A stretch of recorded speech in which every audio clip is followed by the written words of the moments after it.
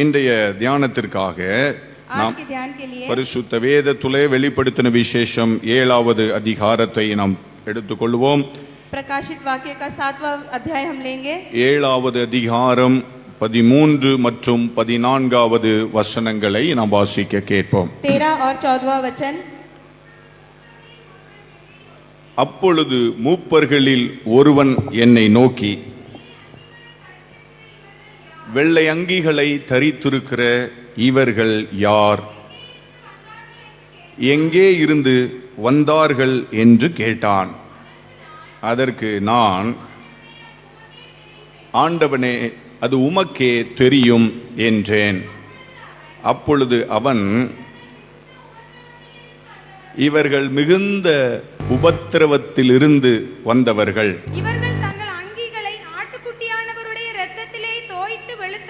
இவர்கள் தங்கள் அங்கிகளை ஆட்டுக்குட்டியானவருடைய இரத்தத்திலே தோய்த்து வெளுத்தவர்கள். 16வது வசனம். இவர்கள் இனி பசி அடைவதும் இல்லை. இவர்கள் இனி பசி அடைவது இல்லை. இனி தாகம் அடைவதும் இல்லை. இனி தாகம் அடைவது இல்லை. வெயிலாவது உஷ்ணமாவது இவர்கள் மேல் படுவதும் இல்லை. இவர்கள் மேல் படுவதும் இல்லை. சிங்காசனத்தின் மத்தியில் இருக்கிற ஆட்டுக்குட்டியானவரே, இவர்களை மேய்த்து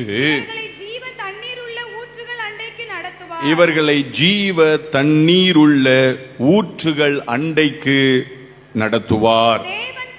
தேவன்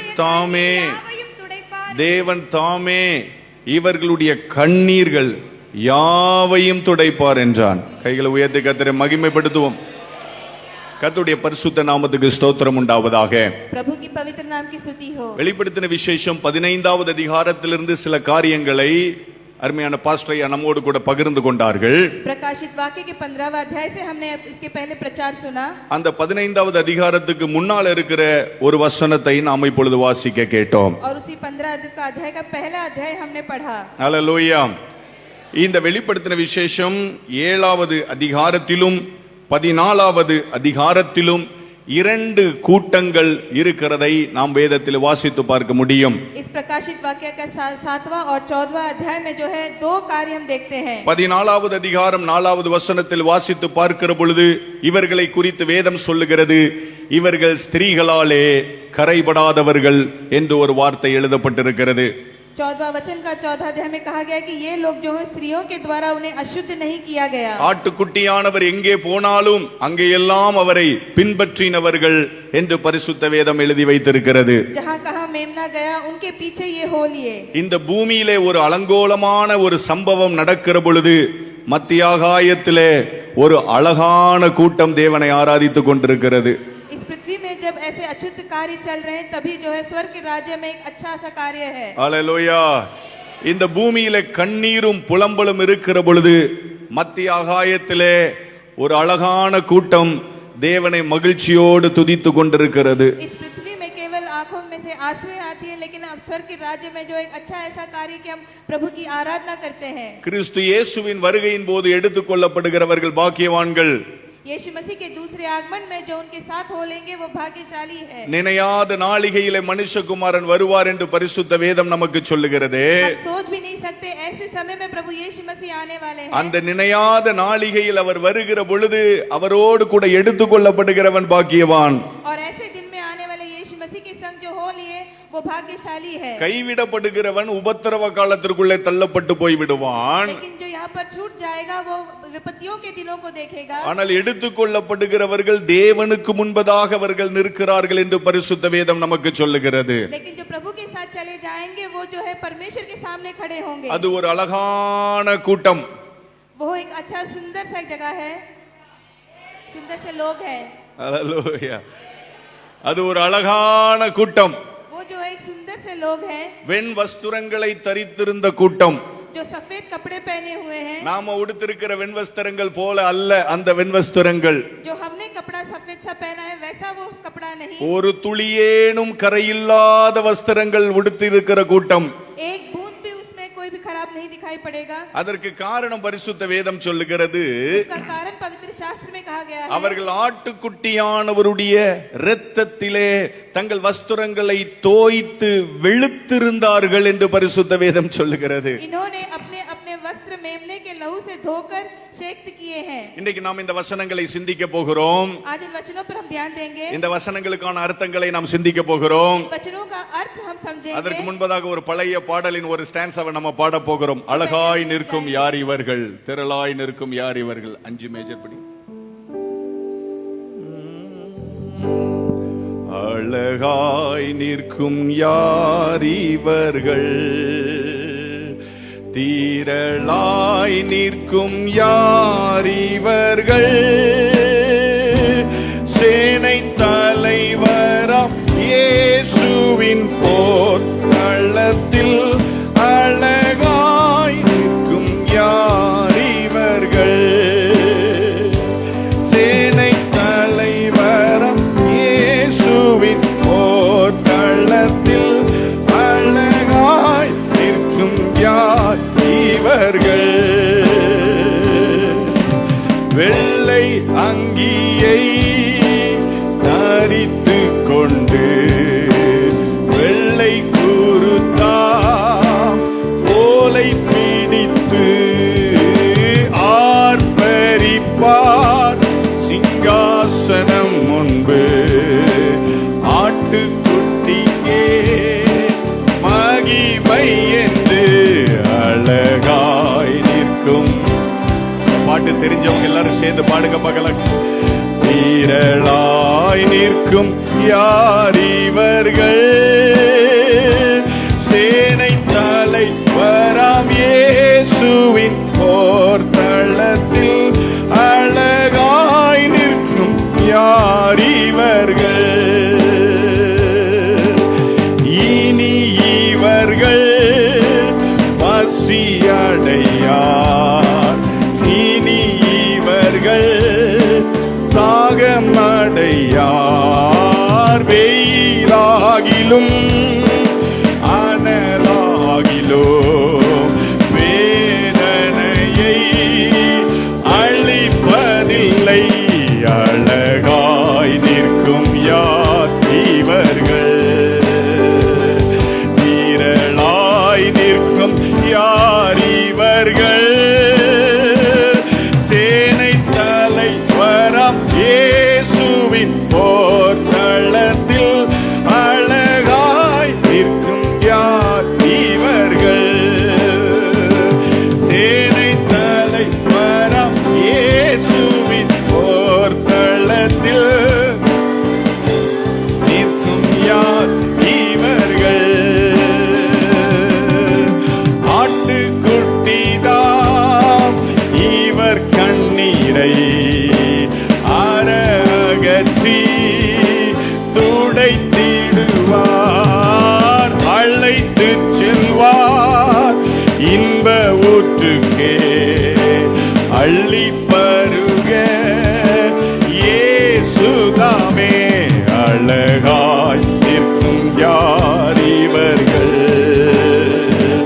தீரளாய் நிற்கும் யார் இவர்கள், சேனை தலைவராம் இயேசுவின் போர் களத்தில் அழகாய் நிற்கும் யார் இவர்கள், சேனை தலைவராம் இயேசுவின் போர் களத்தில் அழகாய் நிற்கும் யார் இவர்கள், சேனை தலைவராம் இயேசுவின் போர் களத்தில் அழகாய் நிற்கும் யார் இவர்கள். கர்த்தருடைய பரிசுத்த நாமத்திற்கு ஸ்தோத்திரம் உண்டாவதாக.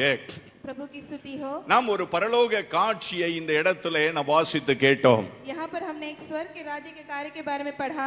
இந்த பூமியில இருக்கிற சகல ஜாதிகளிலும் தெரிந்து கொள்ளப்பட்ட ஒரு கூட்டம் வெண் அங்கியை தரித்து கொண்டவர்களாய் தேவனை துதித்து பாடுகிறதை வெளிப்படுத்தின விசேஷம் 8வது அதிகாரம் நமக்கு காண்பித்து கொடுக்கிறது. इस पृथ्वी से चुने हुए कुछ लोग जो सफेद कपड़ा पहने हुए परमेश्वर की आराधना कर रहे हैं, ये 8वां अध्याय में हम पढ़ते हैं। இவர்கள் யார் என்று ஒரு கேள்வி அங்கு எழுப்பப்படுகிறது.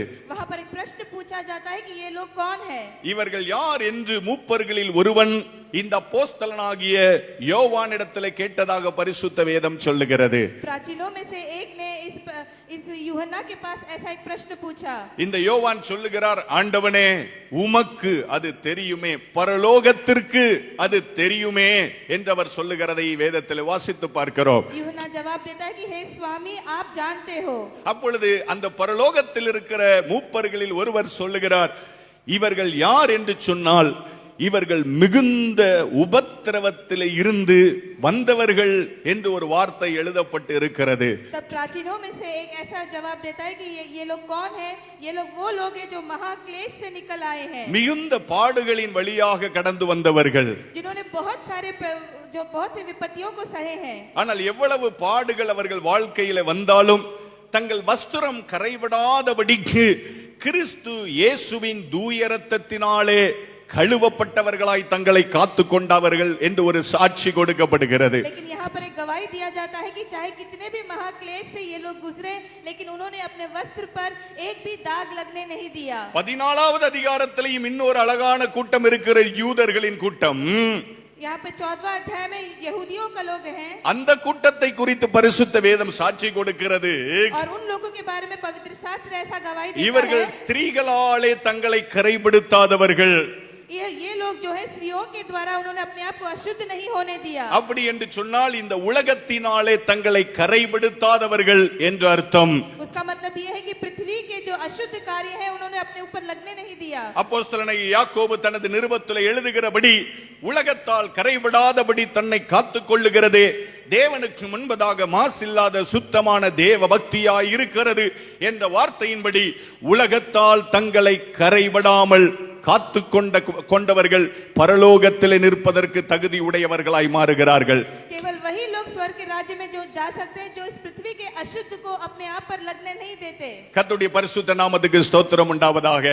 प्रभु की पवित्र नाम की स्तुति हो। அடுத்தபடியாக ஒரு வார்த்தை எழுதப்பட்டிருக்கிறது. ऐसा एक वचन यहाँ पर लिखा गया है, ஆட்டுக்குட்டியானவர் எங்கே போனாலும் அங்கே எல்லாம் அவரை பின்பற்றினவர்கள் என்று பரிசுத்த வேதம் நமக்கு சொல்லுகிறது. जहाँ कहीं ये मेमना गए उनके पीछे ये हो लिए। பிரியமான தேவனுடைய பிள்ளைகளே, प्यारे परमेश्वर की संतानों, பரலோக ராஜ்யத்தின் காட்சிகளை நாம் சிந்தித்து பார்க்கிற பொழுது பரலோக ராஜ்யத்திற்கு போக வேண்டும் என்ற ஆசை நமக்குள்ளே வருவது இயல்பு. हम जब स्वर्ग के राज्य के बारे में ध्यान देते हैं तो हमें इच्छा होता है कि हम स्वर्ग के राज्य में जाएं। ஆனால் பரலோக ராஜ்யத்திற்குள் பிரவேசிப்பதற்கு சில காரியங்களை நாம் செய்தாக வேண்டும் என்று பரிசுத்த வேதம் நமக்கு நியமனமாய் எழுதி வைத்திருக்கிறது. शास्त्र में हमने कहा, पवित्र शास्त्र में कहा गया कि अगर स्वर्ग के राज्य में जाना है तो कुछ नियमों को हमें वहां पर देखना है। ஒருவன் பரலோக ராஜ்யத்திற்குள் அவன் பிரவேசிக்க வேண்டும் என்று சொன்னால் ஆண்டவராகிய இயேசு கிறிஸ்துவின் இரத்தத்தினாலே அவன் கழுவப்பட்டவனாக இருக்கத்தான் வேண்டும். अगर स्वर्ग के राज्य में जाना है तो यीशु मसीह के लहू से हमें धुलना है। ஒருவன் பரலோக ராஜ்யத்திற்குள் பிரவேசிக்க வேண்டும் என்று சொன்னால் உலகத்தால் கரைபடாதபடி தன்னை பிரித்து வாழுகிறவனாய் இருக்கத்தான் வேண்டும். अगर स्वर्ग के राज्य में जाना है तो इस पृथ्वी के अशुद्ध कार्यों को हमें अपने आप ऊपर लगने नहीं देना है। ஒருவன் பரலோக ராஜ்யத்துக்குள் பிரவேசிக்க வேண்டும் என்று சொன்னால் பாடுகளின் வழியாக கடந்து போகத்தான் வேண்டும். अगर स्वर्ग के राज्य में जाना है तो कठिनाइयों के रास्तों से ही गुजरना है। அதே நேரம் வேதம் சொல்லுகிறது ஒருவன் பரலோக ராஜ்யத்துக்குள் பிரவேசிக்க வேண்டும் என்று சொன்னால் அவர் எந்த வழியில் நடந்தாரோ அந்த வழியிலே அவன் நடக்கத்தான் வேண்டும் என்று வேதம் நமக்கு கற்றுக் கொடுக்கிறது. किसी को स्वर्ग के राज्य में जाना है तो यीशु मसीह जिस राह पर चलते थे उसी राह पर हमें भी चलना है। இயேசு கிறிஸ்துவின் இரத்தத்தினாலே கழுவப்படுகிற இரட்சிப்பு முக்கியம். यीशु मसीह से धुला गया हुआ जो उद्धारता है वो हमें अवश्य है। அந்த பாவ மன்னிப்பாகிய மீட்பு நமது வாழ்க்கையில முக்கியம். हमारे पापों से हमें क्षमा मिलना चाहिए। உலகத்தால் கரைவிடாதபடி தன்னை காத்துக் கொள்ளுகிற வேறு பிரிக்கப்பட்ட ஜீவிதம் நம்முடைய வாழ்க்கையில முக்கியம். इस पृथ्वी के पापों से हमें अपने आप को बचाकर अलग रखना है। உபத்திரவங்கள் வழியாக விசுவாசத்தை கைவிடாமல் விசுவாசத்தின் நல்ல போராட்டத்தை போராடுவது நம்முடைய ஜீவிதத்திலே முக்கியம். कठिनाइयों के रास्तों पे चलते समय भी उस परिश्रम से हमें अपने आप को दुखी नहीं परंतु उस रास्तों पे चलना है। அதே நேரத்திலே उसी समय அந்த அழகான கூட்டத்திலே பங்கு பெற வேண்டும் என்று சொன்னால் அவர் எந்த வழியில் நடந்தாரோ அந்த வழியிலே நாம் அவரை பின்பற்ற வேண்டியது அவசியம் என்று வேதம் நமக்கு சொல்லுகிறது. अगर स्वर्ग के राज्य में जाना है तो जिस रास्ते पर यीशु मसीह चले उसी रास्ते पर हमें भी चलना है. அதனால தான் அப்படி ஒரு சாட்சி அங்கே கொடுக்கப்பட்டிருக்கிறது. ஆட்டுக்குட்டியானவர் அவர் எங்கே போனாலும் அவரை பின்பற்றுகிறவர்கள் இவர்களே என்று பரிசுத்த வேதம் சொல்லுகிறது. इसीलिए यहाँ पर ऐसा एक गवाही दिया गया है कि इन्होंने अपने जिस रास्ते पर मेमना चले उसी रास्ते पर ये भी चले. இப்படிப்பட்டவர்கள் முதற் பலனாக கர்த்தருக்கென்று மீட்கப்படுவார்கள் என்று பரிசுத்த வேதத்திலே நாம் வாசித்து பார்க்கிறோம். ऐसे लोग जो है प्रभु के लिए जो है चुने जाएंगे. என்னுடையவர்களை மீட்கும் வருஷம் வந்தது என்று தேவன் சொல்லுகிற வார்த்தையின்படி அவருடையவர்கள் அவருடைய மகிமையின் புகழ்ச்சிக்கு என்று இந்த உலகத்தில் இருந்து அவர்கள் மீட்கப்படத்தான் போகிறார்கள். जो प्रभु के हैं वो प्रभु की ही महिमा के लिए इस पृथ्वी से चुने जाएंगे. அந்த மீட்பு சரீர மீட்பு என்று அப்போஸ்தலனாகிய பவுல் ரோமருக்கு எழுதின நிருபம் 8வது அதிகாரத்திலே சொல்லுகிறதை நாம் வாசித்து அறிய முடியும். वो उद्धारता जो है प्रभु यीशु मसीह से जो मिला हुआ उद्धारता जो है वो शारीरिक तौर का उद्धारता है. அவருக்கு என்று நாம் மீட்கப்படுவதற்கு ஒரு காலம் குறிக்கப்பட்டிருக்கிறது. அந்த காலம் வெகு சீக்கிரமாய் இந்த உலகத்திலே வரப்போகிறது. उसके लिए जो हम चुने गए हैं उस उद्धारता का एक समय जल्दी आने वाला है. அந்த மீட்கப்படுகிற நாளுக்கு என்றுதான் தேவன் நமக்கு பரிசுத்த ஆவியானவரை முத்திரையாக தந்திருக்கிறார் என்று வேதத்திலே நாம் வாசித்து பார்க்கிறோம். और पवित्र आत्मा को एक चिन्ह बनाकर हमें दिया गया है उस उद्धारता के दिन के लिए. அந்த மீட்கப்படுகிற நாளிலே நாம் அவரோடு கூட மீட்கப்படும்படிக்கு ஒரு தகுதி நமக்கு அவசியமாய் இருக்கிறது. ஆட்டுக்குட்டியானவர் எங்கே போனாரோ அவருக்கு பின்னாலே நாம் பிரவேசிக்க வேண்டிய காரியம் நம்முடைய ஜீவிதத்தில் இருக்க வேண்டும் என்று வேதம் நமக்கு சொல்லுகிறது. पवित्र शास्त्र हमें सिखाता है कि जिस रास्ते पर यीशु मसीह चले उसी रास्ते पर हमें चलना है, तभी हम स्वर्ग राज्य के योग्य होंगे. அது எதை காண்பிக்கிறது என்று சொன்னால் क्या दिखाता है? இயேசு கிறிஸ்துவை பின்பற்றுகிற அனுபவத்தை அது காண்பிக்கிறது.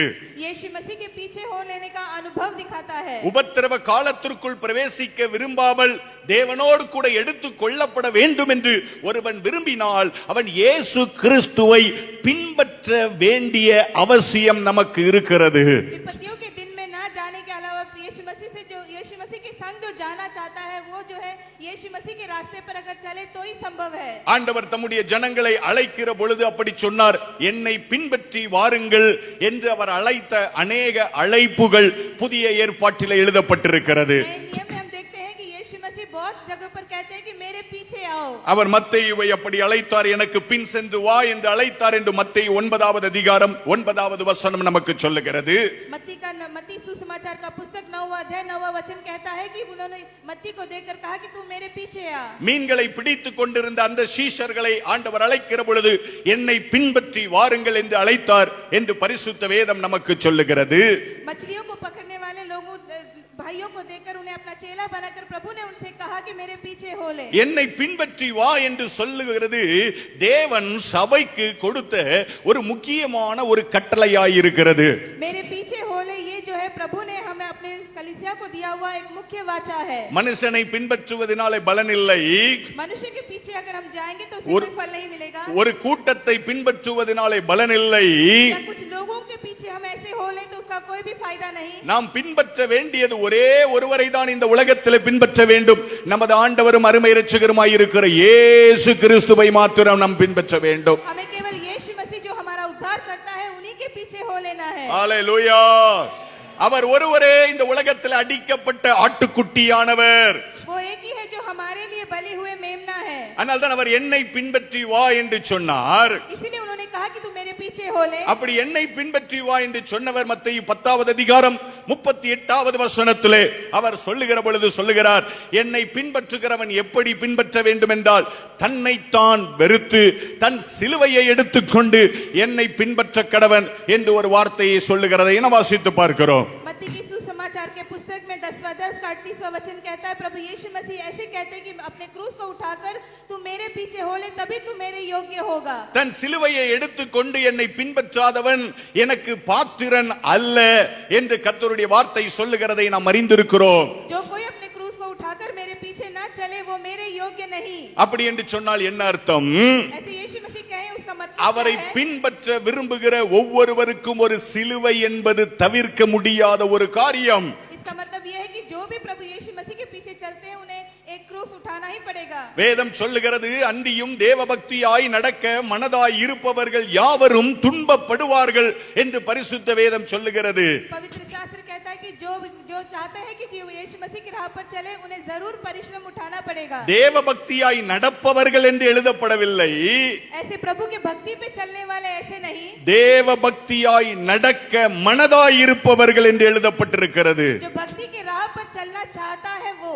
ரெண்டு காரியங்களுக்கும் அநேக வித்தியாசங்கள் இருக்கிறது. दोनों कार्य में बहुत सा फर्क है। யார் ஒருவன் இந்த உலகத்திலிருந்து கரைவிடாதபடிக்கு தன்னை காத்துக்கொள்ள வேண்டும் என்று நினைக்கிறானோ அவனுக்கே துன்பம் உண்டாகும் என்று சத்திய வேதம் நமக்கு சொல்லுகிறது. जो इस पृथ्वी के अशुद्ध कार्यों अपने आप ऊपर लगने नहीं देता वही मनुष्य जो है बहुत परिश्रमों के रास्तों से चलता है, ऐसा पवित्र शास्त्र हमसे कहते हैं। அப்படிப்பட்ட துன்பத்தை தான் தேவன் சிலுவை என்று சொல்லுகிறார். इसी परिश्रम को प्रभु यीशु मसीह क्रूस ऐसे कहते हैं। அப்ப ஆண்டவர் சொல்லுகிறார், அவன் தன் தன் சிலுவையை எடுத்துக்கொண்டு என்னை பின்பற்ற வேண்டும் என்று கர்த்தர் சொல்லுகிறதை நாம் வாசித்து பார்க்க முடியும். प्रभु यीशु मसीह कहते हैं कि हर मनुष्य को अपने क्रूस को उठाकर मेरे पीछे हो लेना है। அப்படி சிலுவையை எடுத்துக்கொண்டு அவரை பின்பற்றுகிறதுனாலே பிரயோஜனம் என்ன இருக்கிறது? ऐसे क्रूस को उठाकर उनके पीछे जाने का फायदा क्या है? சபையே, அப்படி என்ன பிரயோஜனம் இருக்கிறது? क्या फायदा है? சிலுவையை எடுத்துக்கொண்டு தேவனை பின்பற்ற வேண்டுமா? क्या क्रूस उठाकर उनके पीछे होना अवश्य है? சிலுவையை எடுத்துக்கொண்டு தேவனை பின்தொடர வேண்டுமா? क्या क्रूस को उठाना अवश्य है? இன்றைக்கு சிலுவையை எடுத்துக்கொண்டு கிறிஸ்துவை பின்பற்றுவது கிட்டத்தட்ட கிறிஸ்தவ சமூகத்திலே மறுதலிக்கப்பட்டு கொண்டிருக்கிறது. आज जो है क्रूस को उठाना कोई नहीं चाहता। ஏனென்றால் இன்றைக்கு கிறிஸ்தவ சமூகத்தில் பிரசங்கிக்கப்படுகிற வார்த்தைகள் என்னவென்றால், இயேசு கிறிஸ்துவை பின்பற்றுகிறவன் ஆசீர்வதிக்கப்படுவான், பெருகுவான், பலத்திருப்பான் என்ற வார்த்தைகள் மாத்திரமே சொல்லப்படுகிறபடியினாலே சிலுவையை சுமக்கிற அனுபவம் மறுதலிக்கப்படுகிறது என்று நான் உங்களுக்கு சொல்லுகிறேன். वो इसलिए क्योंकि इस समय जो है अनेक प्रचार ऐसा होता है कि अगर यीशु मसीह पर विश्वास करो तो पृथ्वी के सारे आशीष मिलेंगे, जिसमें क्रूस उठाना लोग भूल जाते हैं। நான் மறுபடியும் சொல்லுகிறேன், मैं फिर कहता हूँ, ஆசீர்வாதத்திற்கு நான் எதிரானவன் அல்ல, मैं आशीषों का विरोध नहीं करता, செழிப்பிற்கு நான் எதிரானவன் அல்ல, आशीषों का विरोध नहीं करता, ஆனால் சிலுவை இல்லாமல் ஆசீர்வாதம் என்ற வார்த்தைக்கு நான் எதிரானவன். लेकिन बिना क्रूस उठाए आशीष पाना उसका मैं विरोध करता हूँ। ஏனென்றால் பரிசுத்த வேதம் அப்படித்தான் சொல்லுகிறது. ஐயா, நாம் நமது சிலுவையை சுமந்து கொண்டு இயேசுவை பின்பற்ற வேண்டும் என்று வேதம் சொல்லுகிறது. वो इसलिए क्योंकि पवित्र शास्त्र हमसे कहता है कि हमारे क्रूस को उठाकर यीशु मसीह के पीछे हो लेना है। ஏன் அப்படி செய்ய வேண்டுமா? क्यों ऐसे करना है? ஆண்டவர் சொன்னார், யோவான் எழுதின சுவிசேஷம் 8வது அதிகாரம் 12வது வசனத்தில் அவர் சொன்னார், என்னை பின்பற்றுகிறவன் இருளில் நடவாமல் ஜீவ ஒளியை அடைந்திருப்பான் என்று பரிசுத்த வேதம் நமக்கு சொல்லுகிறது. कि वो इसलिए क्योंकि यूहन्ना के सुसमाचार का पुस्तक 8वां अध्याय 12वां वचन में यीशु मसीह ऐसे कहते हैं कि जगत के ज्योति तुम हो, जो अंधकार में नहीं परंतु ज्योति में चले जाओगे। கர்த்தருடைய பரிசுத்த நாமத்துக்கு ஸ்தோத்திரம் உண்டாவதாக. पवित्र यीशु मसीह के नाम की स्तुति கர்த்தருடைய हो। பரிசுத்த நாமத்துக்கு ஸ்தோத்திரம் உண்டாவதாக. ये प्रभु की पवित्र नाम என்னை की स्तुति हो। பின்பற்றுகிறவனுக்கு 2 காரியங்களை நான் வைக்கிறேன். जो मेरे पीछे हो लेगा उनके लिए 2 कार्य है। ஒன்று, அவன் இருளுக்குள்ளே நடக்க மாட்டான். पहला कार्य वो अंधकार में नहीं चलेगा, இரண்டாவது, அவன் ஜீவன் கொடுக்கிற ஒளியை பற்றிக் கொள்ளுவான். और दूसरा जीवन वाला ज्योति उसे मिलेगा। கைகளை உயர்த்தி ஒரு அல்லேலூயா சொல்லுங்க பார்க்கலாமே. அல்லேலூயா. பரிசுத்த வேதத்திலே வாசித்து பார்க்கிறோம், காரிருள் இந்த பூமியை மூடும் என்று தீர்க்க தரிசன புஸ்தகங்கள் நமக்கு சொல்லுகிறது. भविष्यद्वक्ता के पुस्तक में ऐसे कहा गया है कि अंधकार जो इस पृथ्वी को ढकेगा, காரிருள் இந்த பூமியை மூட போகிறது. अंधकार जो इस पृथ्वी को ढकने वाला है। அந்த காரிருள் தான் உபத்திரவ காலம் என்று வெளிப்படுத்தின விசேஷத்தில் எழுதப்பட்டிருக்கிறது. अंधकार जो है वो विपत्तियों के दिन है, वो पवित्र वो प्रकाशित वाक्य में लिखा गया है। ஆனால் உங்களுக்கு மேலோ நீதியின் சூரியன் உதிக்கும் என்று தீர்க்க தரிசன வார்த்தைகள் நமக்கு சொல்லுகிறது. हम लोग में जो है धर्म का सूरज उगेगा। அப்படி என்று சொன்னால் என்ன அர்த்தம்? इसका मतलब क्या है? அப்படி என்று சொன்னால் கிறிஸ்துவை பின்பற்றுகிறவன் அந்த காரிருளுக்குள் கைவிடப்படாமல் நீதியின் சூரியனிடத்திலே சேர்த்துக் கொள்ளப்படுவான் என்று அர்த்தமாயிருக்கிறது. उसका मतलब ये है कि यीशु मसीह के जो पीछे लगे रहेंगे वो उस अंधकार में नहीं परंतु ज्योतिमय में यीशु मसीह के संग हो लेंगे। கைகளை உயர்த்தி கர்த்தரை மகிமைப்படுத்துங்க பார்க்கலாமே. அல்லேலூயா.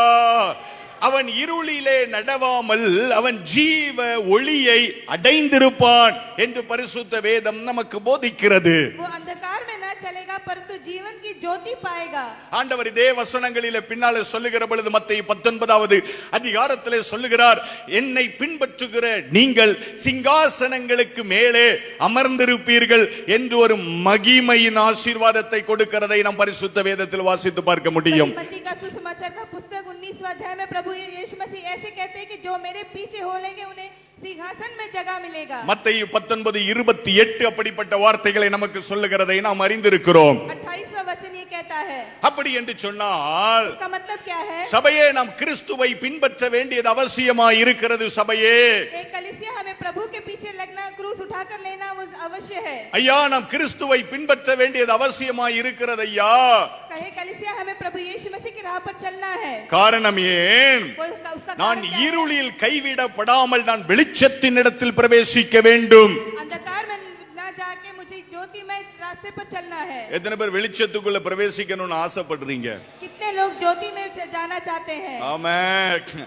வெளிச்சத்திற்குள் நான் பிரவேசிக்க வேண்டும் என்று சொன்னால் நான் இயேசுவை பின்பற்ற வேண்டியது அவசியமாயிருக்கிறது.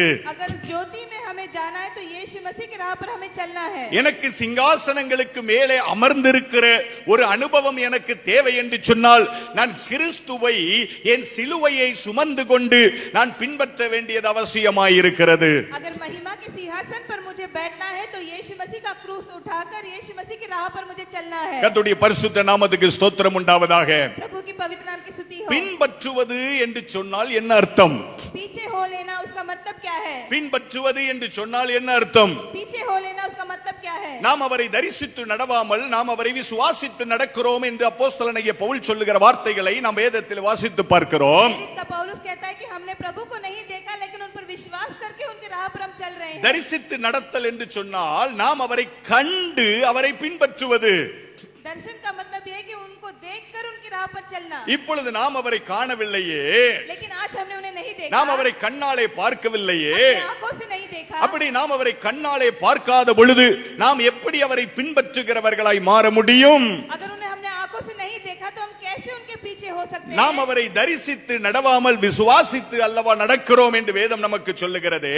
शास्त्र कहता है कि दर्शन से नहीं परंतु विश्वास से हम उनके पीछे होते हैं। விசுவாசித்து நடக்கிறவன் கர்த்தரை பின்பற்ற வேண்டும் என்று சொன்னால் அதற்கு என்ன அர்த்தம் என்றால் கர்த்தர் எந்த வழிகளை நமக்கு காண்பித்து கொடுத்தாரோ அதில் நடப்பதுதான் கர்த்தரை பின்பற்றுவது என்று அர்த்தமாயிருக்கிறது. विश्वास से प्रभु यीशु के पीछे कैसे हो लेना उसका मतलब ये है कि पवित्र शास्त्र में जो रास्ता प्रभु यीशु ने हमें बताया है उस रास्ते पर चलना। கர்த்தர் காண்பித்து கொடுத்த வழிகளிலே ஒரு மனிதன் நடவாமல் தன்னைத்தானே நான் கர்த்தரை பின்பற்றுகிறேன் என்று சொல்லிக் கொண்டால் அவன் தன்னைத்தானே வஞ்சிக்கிறவனாயிருப்பான் என்பதை சபை அறிந்து கொள்ள வேண்டும். यीशु मसीह की राह पर ना चलते हुए अगर कोई मनुष्य ये सोचे कि मैं यीशु मसीह की राह पर चल रहा हूँ तो वो अपने आप को धोखा दे रहा है। நாம தேவனை ஆராதிக்கும்படிக்கு கூடி வந்திருக்கிறோம். हम यहाँ पर यीशु मसीह की आराधना करने के लिए आए हैं, அது நல்லது.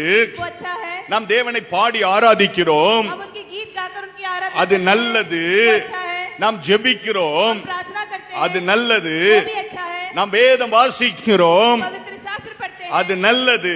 वो भी अच्छा है। ஆனால் தேவன் எதிர்பார்க்கிற காரியம் என்ன? प्रभु हमसे क्या चाहते हैं? நான் நடந்த வழிகளிலே நீங்களும் நடக்க வேண்டும் என்று தேவன் எதிர்பார்க்கிறார். प्रभु चाहते हैं कि जिस राह पर यीशु मसीह चले उसी राह पर हम भी चलें। அதுதான் தேவனை பின்பற்றுகிற அனுபவம். वही यीशु मसीह के पीछे हो लेने का अनुभव है। அல்லேலூயா, அல்லேலூயா. கர்த்தருடைய பரிசுத்த நாமத்துக்கு ஸ்தோத்திரம் உண்டாவதாக. प्रभु की पवित्र नाम की स्तुति हो। இந்த நாள் காலை ஆராதனை வேளையிலே உங்கள் மத்தியிலே தேவன் அப்படி காண்பித்து கொடுத்த 2 மாதிரிகளை எக்ஸாம்பிள்ஸ் பரிசுத்த வேதத்திலிருந்து உங்கள் முன்பதாக நான் வைக்க விரும்புகிறேன். आज 2 उदाहरण जो है पवित्र शास्त्र में से मैं आपके सामने रखना चाहता हूँ। நாம் அவரை பின்பற்றும்படிக்கு தேவன் வைத்து போன 2 மாதிரிகளை இந்த வேதத்திலிருந்து நான் காண்பித்து கொடுக்க விரும்புகிறேன். प्रभु यीशु मसीह के पीछे हो लेने का 2 उदाहरण जो है वो मैं आपके सामने रखना चाहता हूँ। எதற்காக? वो क्यों? அவர் எதை செய்தாரோ நானும் அதை செய்ய நான் இந்த உலகத்தில் விரும்புகிறேன். जो उन्होंने किया वही मैं भी करना चाहता हूँ इस पृथ्वी पर। அல்லேலூயா, அல்லேலூயா. அவர் எதை செய்தாரோ அதையே நானும் செய்ய நான் விரும்புகிறேன். जो उन्होंने किया वही मैं भी करना चाहता हूँ। ஏன் நான் அதை செய்ய விரும்புகிறேன்? क्यों करना चाहता हूँ? நான் அசிங்கமான கூட்டத்தில் அல்ல, அழகான கூட்டத்தில் பங்கு பெற நான் விரும்புகிறேன். वो इसलिए क्योंकि स्वर्ग के राज्य में मैं अपनी जगह बनाना चाहता हूँ। அல்லேலூயா. பரிசுத்தரின் கூட்டத்திலே, பரிசுத்தரின் ஆராதனையிலே எனக்கு ஒரு பங்கு அவசியமாய் இருக்க வேண்டும் என்று சொன்னால் என் தேவன் எனக்கு வைத்த மாதிரிகளை நான் பின்பற்ற வேண்டும் என்பது சத்திய வேதத்தின் கட்டளையாய் இருக்கிறது.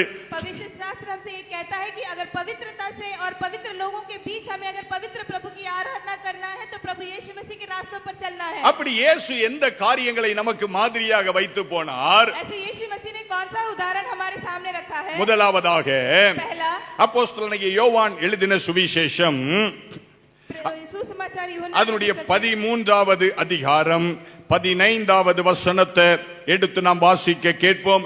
வேத புஸ்தகம் இருக்கிறவர்கள் பரிசுத்த வேதத்தை திருப்பிக் கொள்ளுங்கள். கர்த்தர் நம்மோடு கூட இடைப்படுவாராக. அப்போஸ்தலனாகிய யோவான் எழுதின சுவிசேஷம் 13வது அதிகாரம் அதனுடைய 15வது வாக்கியத்தை நாம் வாசிக்க கேட்போம். நான் உங்களுக்கு செய்தது போல நீங்களும் செய்யும்படிக்கு உங்களுக்கு மாதிரியை காண்பித்தேன் என்று ஆண்டவர் சொல்லுகிறதை நாம் பரிசுத்த வேதத்திலிருந்து வாசித்து பார்த்தோம். हमने यहाँ पर ऐसे पढ़ा कि यीशु मसीह ने जो नमूना हमें दिखाया है वही हमें भी करना है। கர்த்தருடைய பரிசுத்த நாமத்துக்கு ஸ்தோத்திரம் உண்டாவதாக. प्रभु की पवित्र नाम की स्तुति हो। ஆட்டுக்குட்டியானவர் எங்கே சென்றாலும் அவரை பின்பற்றுகிறவர்கள் என்று எழுதப்பட்டிருக்கிறது. जहाँ पर मेमने गए उनके पीछे हो लेना जैसे लिखा गया है। ஆட்டுக்குட்டியானவர் இந்த உலகத்தில் இருக்கிற பொழுது அவர் செய்த ஒரு காரியம் இந்த யோவான் எழுதின சுவிசேஷம் 13வது அதிகாரத்தில் எழுதி வைக்கப்பட்டிருக்கிறது. मेमना ने जो किया वो नमूना यहाँ पर यूहन्ना के सुसमाचार के पुस्तक में लिखा गया है। நன்றாக இந்த வார்த்தைகளை கவனிக்க வேண்டும். हमें अच्छे से इस वचन पर ध्यान देना है। இயேசு கிறிஸ்து சிலுவையிலே அடிக்கப்படுவதற்கு ஒரு நாளைக்கு முன்பு அந்த ராத்திரி வேளையிலே கடைசி போஜன வேளையிலே நடந்த சம்பவம் என்பதை நாம் அறிந்திருக்கிறோம். यीशु मसीह क्रूस पर चढ़ाने जाने के पहले दिन जो है उसके एक दिन पहले जो यहाँ पर क्या हुआ वही उस अध्याय में लिखा गया है। கர்த்தருடைய பரிசுத்த நாமத்துக்கு ஸ்தோத்திரம் உண்டாவதாக. प्रभु की पवित्र नाम की स्तुति हो। வேதம் சொல்லுகிறது शास्त्र कहता है கடைசி அந்த ராபோஜன பந்தியை விட்டு அவர் எழுந்து சீஷர்களின் கால்களை கழுவ தொடங்கினார் என்று பரிசுத்த வேதம் நமக்கு சொல்லுகிறது. उस पवित्र भोज के से पहले प्रभु यीशु मसीह उठे और अपने चेलों के पांवों को धोने लगे। பேதுரு சொல்லுகிறார், நீர் என் கால்களை கழுவலாமா என்று ஒரு வார்த்தை எழுதப்பட்டிருக்கிறதை நாம் வாசித்து பார்க்கிறோம். पतरस वहां पर पूछते कि हे प्रभु क्या तू मेरे पांव को धो सकता है? அப்பொழுது ஆண்டவர் சொன்ன வார்த்தை 7வது வசனத்திலே சொல்லுகிறது, यीशु मसीह 7वां वचन में कहते हैं, நான் செய்கிறது இன்னது என்று நீ இப்பொழுது அறியாய் என்று கர்த்தர் பேதுருவை பார்த்து சொல்லுகிறதை நாம் வாசித்து பார்க்க முடியும். जो मैं करता हूँ तू उसे अभी नहीं जानता। நான் இப்பொழுது செய்கிறது இன்னது என்பதை நீ அறிய மாட்டாய் என்று 7வது வசனத்திலே சொல்லுகிற கர்த்தர் यीशु मसीह ऐसे कहते कि जो मैं करता हूँ तू अब नहीं जानता। அதனுடைய 12வது வசனத்தை வாசித்து பார்க்கிற பொழுது उसी 13वां अध्याय के 12वां वचन अगर हम पढ़ेंगे, அவர் செய்து முடித்த காரியங்களுக்கு பிற்பாடு அவர் கேட்கிறார், நான் உங்களுக்கு செய்ததை அறிந்திருக்கிறீர்களா என்று ஒரு வார்த்தை கேட்கிறதை நாம் வாசித்து பார்க்க முடிகிறது. ऐसे वहां पर यीशु मसीह एक प्रश्न पूछते हैं कि क्या तुम समझे कि मैंने तुम्हारे साथ क्या किया? கர்த்தருடைய பரிசுத்த நாமத்துக்கு ஸ்தோத்திரம் உண்டாவதாக. प्रभु की पवित्र नाम की स्तुति हो। அப்படி என்று சொன்னால் என்ன அர்த்தம்? इसका मतलब क्या है? இயேசு கிறிஸ்து அந்த காரியத்தை செய்வதற்கு முன்பதாக சீஷர்களுக்கு என்ன செய்ய வேண்டும் என்ற அறிவு இல்லை.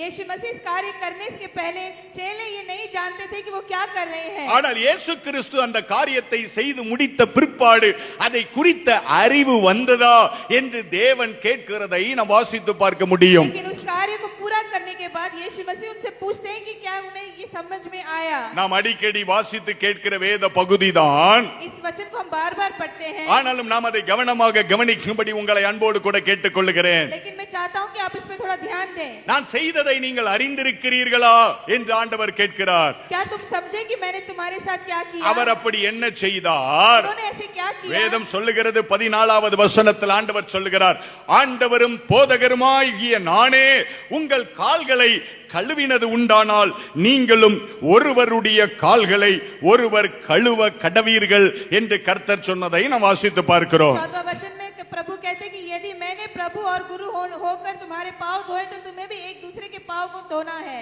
கர்த்தருடைய பரிசுத்த நாமத்துக்கு ஸ்தோத்திரம் உண்டாவதாக. प्रभु की पवित्र नाम की स्तुति हो। கைகளை உயர்த்தி ஒரு அல்லேலூயா சொல்லுங்க பார்க்கலாம். हालेलुया कहें। அல்லேலூயா.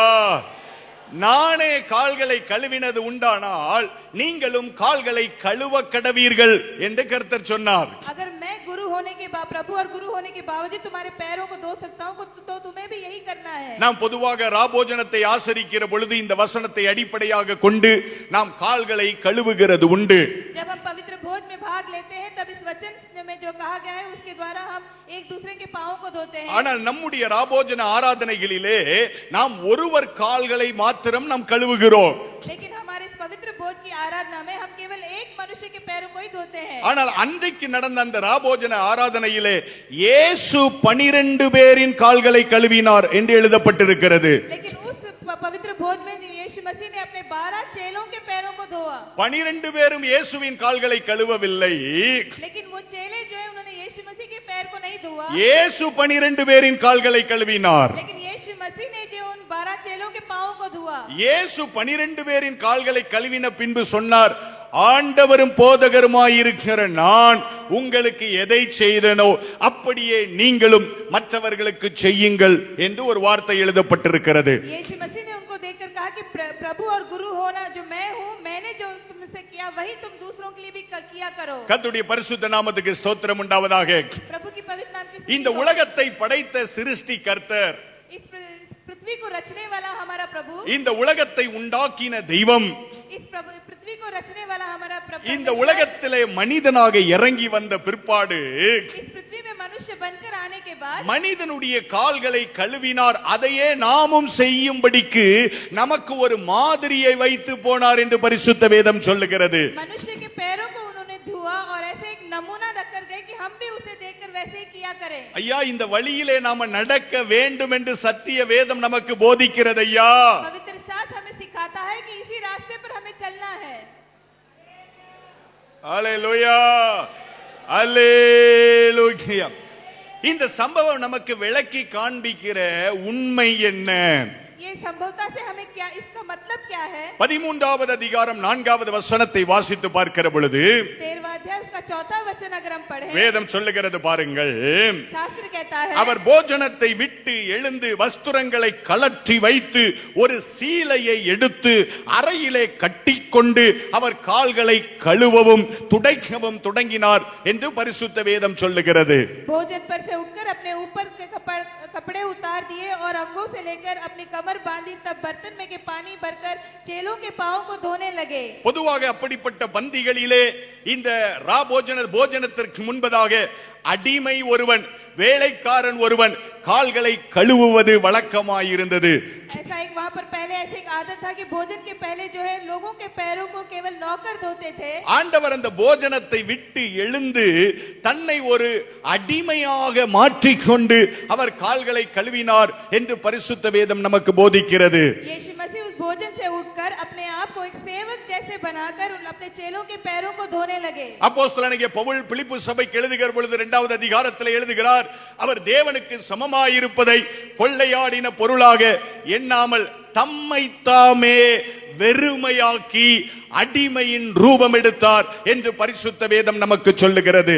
प्रेरितों का पौलुस जो है फिलिपियों की कलीसिया के ऐसे लिखते हैं कि प्रभु यीशु मसीह प्रभु होने के बावजूद उन्होंने उस महिमा को नहीं परंतु अपने आप को एक सेवक के समान अपनी इस पृथ्वी में रख देखा। நல்ல இந்த வசனங்களை கவனிக்கணும். अच्छी तरह से इस वचन पर சபையை நல்லா கவனிக்கணும். कलीसिया ध्यान दीजिए। தம்மை தாமே அவர் வெறுமையாக்கினார். अपने आप को उन्होंने दीन बनाया। தம்மை தாமே அவர் வெறுமையாக்கினார். अपने आप को उन्होंने दीन बनाया। அப்படி என்று சொன்னால் என்ன அர்த்தம்? उसका मतलब क्या அவர் है? நிறைவுள்ளவராய் இந்த உலகத்தில் இருந்தார். उसका मतलब है कि वो एक प्रभु के समान थे। அவரது நிறைவுகளை ஒருவனும் பறித்துக் கொள்ள முடியாது. उनके स्वरूप को कोई धारण नहीं कर सकता। அவரது நிறைவுகளை ஒருவனும் பறித்துக் கொள்ள முடியாது. उसे कोई ले नहीं सकता। ஆனால் அவர் தமது நிறைவுகளை தாமே களைந்து தம்மை தாமே வெறுமையாக்கினார் என்று பரிசுத்த வேதம் நமக்கு சொல்லுகிறது. लेकिन उन्होंने अपने आप को को शून्य कर दिया। என்னை கேட்டுக்கொண்டிருக்கிற பிரியமான தேவனது பிள்ளைகளே, मुझे सुनने वाले प्रभु की संतानों, பரலோக ராஜ்யத்திற்குள் பிரவேசிக்க வேண்டும் என்று ஒரு எண்ணம் இருந்தால், अगर स्वर्ग के राज्य में जाना है ऐसा एक सोच हो तो தனது மேன்மைகளை களைந்து போடுகிற மனப்பக்குவம் ஒரு மனிதனுடைய ஜீவிதத்திலே அவசியமாயிருக்கிறது. हमारा जो भी कार्य है उसे हमें निकाल, स्वभाव में जो भी कार्य है उसे निकाल फेंकना है। வேதம் சொல்லுகிறது, பெருமை உள்ளவனுக்கு தேவன் எதிர்த்து நிற்கிறார், தாழ்மை உள்ளவனுக்கோ கிருபை அளிக்கிறார் என்று பரிசுத்த வேதம் சொல்லுகிறது. जो घमंड करते हैं प्रभु उसके विरुद्ध रखते रहते हैं, लेकिन जो नम्र इंसान है प्रभु उनके संग रहते हैं। இந்த உலகத்திலே பல பல மேன்மைகள் நமக்கு கொடுக்கப்பட்டு இருக்கலாம். इस पृथ्वी में हो सकता है कि हमारे पास बहुत से कार्य हो, கர்த்தருடைய கிருபையினாலே நாம் பல படிப்புகளை படித்திருக்கலாம். प्रभु की दया से हमने बहुत से पढ़ा हुआ हो, கர்த்தருடைய கிருபையினாலே நம்முடைய கைகளிலே நல்ல தொழில்கள் கொடுக்கப்பட்டு இருக்கலாம். या प्रभु की दया से हम अच्छे काम करते हो, கர்த்தருடைய கிருபையினாலே நம்முடைய கைகளிலே நல்ல வசதிகள் இருக்கலாம். या प्रभु की दया से हमारे हाथ में बहुत से पैसा हो, கர்த்தருடைய கிருபையினாலே நமக்கு நல்ல வேலைகள் இருக்கலாம். या प्रभु की दया से हमारा काम अच्छा हो, கர்த்தருடைய கிருபையினாலே இந்த உலகத்திலே நல்ல அந்தஸ்துகள் நமக்கு கொடுக்கப்பட்டு இருக்கலாம். प्रभु की कृपा से हो सकता है कि इस पृथ्वी में हमारे अच्छे ஆனால் पैसा அந்த हो, அழகான கூட்டத்தில் பங்கு பெறுகிறவன் யார் தெரியுமா? लेकिन उस स्वर्ग के राज्य में कौन எல்லா மேன்மையையும் உரிந்து போட்டவனாய், தேவனுக்கு முன்பதாக நீசனாய் தன்னை வெளிப்படுத்துகிறவனே. इस पृथ्वी के कार्य को छोड़कर प्रभु के सामने जो अपने आप को शून्य बनाए, केवल वही। எல்லாவற்றையும் வெறுமையாக்குகிற அனுபவம் சபைக்கு தேவை என்பதை தேவன் நமக்கு சொல்லி போயிருக்கிறார். इस पृथ्वी के कार्य से हमें शून्य होना है। அப்படி ஒரு வெறுமையின் அனுபவத்தை தான் தாவீது உடன்படிக்கை பெட்டிக்கு முன்பதாக எடுத்துக்கொண்டதை பரிசுத்த வேதம் நமக்கு சொல்லுகிறது. ऐसा ही एक शून्य का अनुभव दाऊद भी परमेश्वर के सामने रहते खड़े அவனது ராஜ மேன்மையை யாரும் உரிந்து கொள்ள முடியாது. उसके राज्य की महिमा को कोई समझ नहीं सकता, அவனுக்கு இருக்கிற மகிமையை யாரும் உரிந்து கொள்ள முடியாது. या उसकी महिमा को कोई पा नहीं सकता, அவனுக்கு தேவன் கொடுத்திருந்த கனத்தை யாரும் பறித்துக் கொள்ள முடியாது. जो आदर प्रभु ने दिया था वो भी कोई छीन नहीं ஆனால் மகத்துவமான தேவனுக்கு முன்பதாக தன்னை நீசனும் வெறுமையுமாய் மாற்றினான் என்று பரிசுத்த வேதம் சொல்லுகிறது. सामर्थ्य यहोवा के सामने उसने अपने आप को दीन और शून्य बनाया। என்னை கேட்டுக்கொண்டிருக்கிற அருமையான தேவனது பிள்ளைகளே, मुझे मेरे सुनने वाले प्यारे परमेश्वर के संतानों, ஆட்டுக்குட்டியானவர் எங்கே போனாலும் அவரை பின்பற்றுகிற அனுபவம் நமக்கு தேவை. जहाँ कहीं यीशु मसीह जाए उनके पीछे हो लेना एक अनुभव हमारे जीवन में होना चाहिए। லூக்கா எழுதின சுவிசேஷத்தில் ஆண்டவர் ஒரு வார்த்தையை சொல்லுகிறார் பாருங்கள். लूका का सुसमाचार के पुस्तक में प्रभु कहते லூக்கா हैं, எழுதின சுவிசேஷம் 22வது அதிகாரம் அதனுடைய 26வது வசனத்தை நாம வாசிச்சு பார்க்கிற பொழுது வேதம் சொல்லுகிற வார்த்தைகளை நாம் வாசிக்க கேட்போம். உங்களுக்குள்ளே அப்படி இருக்கக்கூடாது, உங்களுக்குள்ளே அப்படி இருக்க கூடாது, உங்களில் பெரியவன் சிறியவனைப் போலவும், உங்களில் பெரியவன் சிறியவனைப் போலவும்,